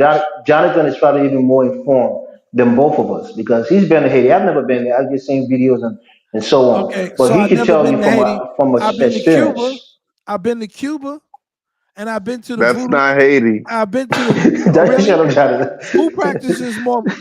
Who has more people practicing What is it, Santa San, Ria or something like that? Santeria than the Cubans? Okay, Yeah, I and don't no. know. maybe I ain't been to maybe the Cuba. Cubans maybe are, the Afro maybe Cubans are more mixed, the but they're no more no no mentally, they're more no. You been to they're Cuba? connected to the. I've never been there. All right. The biggest problem that I have with this is that we're arguing with Africans about who they feel and believe is more culturally aligned with them. But Dollar Bill, it's not even just a Jonathan. It's not even just a feeling. You've been there and you experience it. Jonathan, you've been there and you experience it. The culture, I'm sure it's similar to that. What the people have not similar to us at all. All right, Jonathan. Not even a little bit. Jonathan, you've expressed that 125 million times while you're in Nigeria. And it's okay. And what I'm saying is he can see the similarities. He can see the similarities between Nigeria and Haiti, right, Jonathan? I can see the similarities between Jamaica listen, and Nigeria. Right. We ain't got it. And it's okay. Don't Jonathan, stop me from being. you've been we're in the United we're States. in Africa. We're the uppity Africans, and everyone comes to our country. You've been That's what it is. You've been to Gullah Geechee country, right in South Carolina. Gullah Geechee is what white people do when they go to Africa, when they dance with the little kids and shit. That's what white people would do if we had our own country. They'll go to the Gullah Geechee areas and say, "This is African American culture." That's where they would go. Anyway, I don't agree with that. That would be the village. That's where they would go. I don't agree with you, but you have your own. Dollar Bill, let me tell you this. You're African, bro. You're African. I don't need you to tell me African. No, I know you know that. You are certified African, Dollar Bill. You're African, Dollar Bill. No one can take that away from you. But culturally, you're a little more, distance from the African Dollar Bill, culture. you're a rich motherfucker. That's what it is, brother. This is the shit that pees me off. And it's not against you. I don't need anyone to tell me who I am. I know who and what I am, right? And see, this is the thing that just it makes me seethe. You know what? I don't care what people want to think. They can think whatever they want to think. I'm not here to change the minds of people. Let people think whatever they want to think. Fine. If that's what you want to think, that's cool. And somebody says, "Oh, you can't handle the truth." I can handle the truth, man. Listen. I know myself. I know my people even more than that, right? And because I know that, I know the real deal. And I've been to Cuba, and I know how many people. There are probably more people in certain parts of Cuba that practice Santeria, okay, than there are in most places in the Caribbean. All right, who really believe in that as a religion, okay? And you're gonna think that there's not a large contingent of people who look like you in Cuba. You would be wrong. There's a whole lot of them. And how do I know? When I got there, I asked the people. I want to go where my people are. And that's what I did. I went on the black side to see my people. That's what I did. Okay? So it's okay. I'm not angry. I'm not upset. Africans can think whatever they desire. I'm fine. I don't need the stamp of approval. I know you're trying to be nice to me and give me the Africa stamp. But will you say that those Afro-Cubans, their culture was more African than African-American culture as a whole? Definitely. There you go. That's the point we're trying to make. That's the point we're trying to make. Without a doubt. Now, Moise says, I'm penniless. I wish I was, Moise. I could get me. I would. Dollar Bill, please start responding to them. I would be able to get all of the work and stuff that I need for things for free, but I have to turn around and pay all these taxes every year. Okay, probably pay more taxes than you make a year, and go through all the stuff I got to go through. Yeah, pay for water and sewer and taxes. And yeah, I don't know what you think, but it costs $200 a month, damn near $200 a month for me to be on the internet. Okay, so for cable and internet services. Dollar Bill, by default, that means you are definitely not culturally more African than the Haitians, because they don't even make that much money, and you're spending it on the internet. I'm not worried about what people make. That doesn't bother me. See, I'm not interested. See, the thing is, I'm not an elitist. I'm not a person who says, "Oh, because I make more than you." Because Dollar Bill, just because you say you're not an elitist, that don't mean you're not elite, brother. Yeah, but that's not my thing. My thing is not. It's not your thing, but you're still elite, whether you like it or not. That's not where I come from. That's not my. Carla, what is that? Available for free. Thing up here for I think Big Black wants to get on. Then I'm a freaking yeah. Let him get on. Let him rock. Go to sleep because you started your stream late. I'm really tired. I had a long day today, and so I'll be back tomorrow night. You know, it's Big Black on. Okay, so you guys take it away. Yeah, Carla, please start your stream early tomorrow night. I'll probably be on tomorrow, like around 10 o'clock. Oh Lord. Let me just say this real quick, Carla. So, what's up, Big Black? What's up? Can y'all hear me? Yeah, we can hear you. Okay, let me just say this. Somebody needs to turn off their TV. Well, that's me. That's me. Yeah. Any culture that we made on our own in America is an extension of African culture because we still African. Yeah, well, the way we bumbling and act stupid. Yeah, we're Africans, all right. You know. So any culture we made over here is the extension of African culture because we African. It's not no American culture. The average African American is not African, man. How bumbling and stupid we are. Yeah, okay, we are Africans. We're definitely African. We're just not more culturally Africans than the Haitians. Culturally, how could they be culturally African than us, and we're still African? Everything that we made. Hold on now. Here's what I'm saying. Listen, what I'm saying. Big Black, when the last time you ate human flesh? That's what I'm saying. African, listen what I'm saying. I'm just joking. Don't mind me. You understand what I'm saying? Yeah, but see, you joking. By default, got people that gonna listen to that. By default, them FBA, them ADOS, they were calling us eating flesh. Because people's minds are simple. Yeah, some of them do. By default, like we're called they do eat flesh. I'll give you an example, right? I'll give you an example. Hip hop is an extension of our culture. By default, we're called African American, right? But it's our culture. You know what I'm saying? It's not American culture. It's our culture that other Americans and people around the world try to, pretty much, partake in, but it's our culture. We're just the Africans of America. That's all. Right. We're just the Africans of America. That infinity. A lot of FBA hate our culture basically is a reflection of being African in America. That's it. So if you can take a Nigerian and bring him to America and let him go through what we went through, he'll come out the same exact way. Right. So it doesn't matter. No, they wouldn't. Yeah, you got them drill rappers, them African drill rappers. Yeah, they come up there. Nabins and Slew, whatever that guy is. Nate Bands. That trash ass drill rapper. Yeah, and exactly from Fordham Road.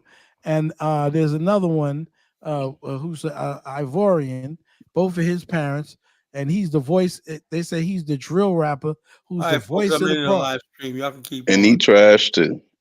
Exactly. Yeah. All right, Carly. Yeah, that's all. Our drill rappers ain't trash though. I'll fall asleep. I don't want to fall asleep.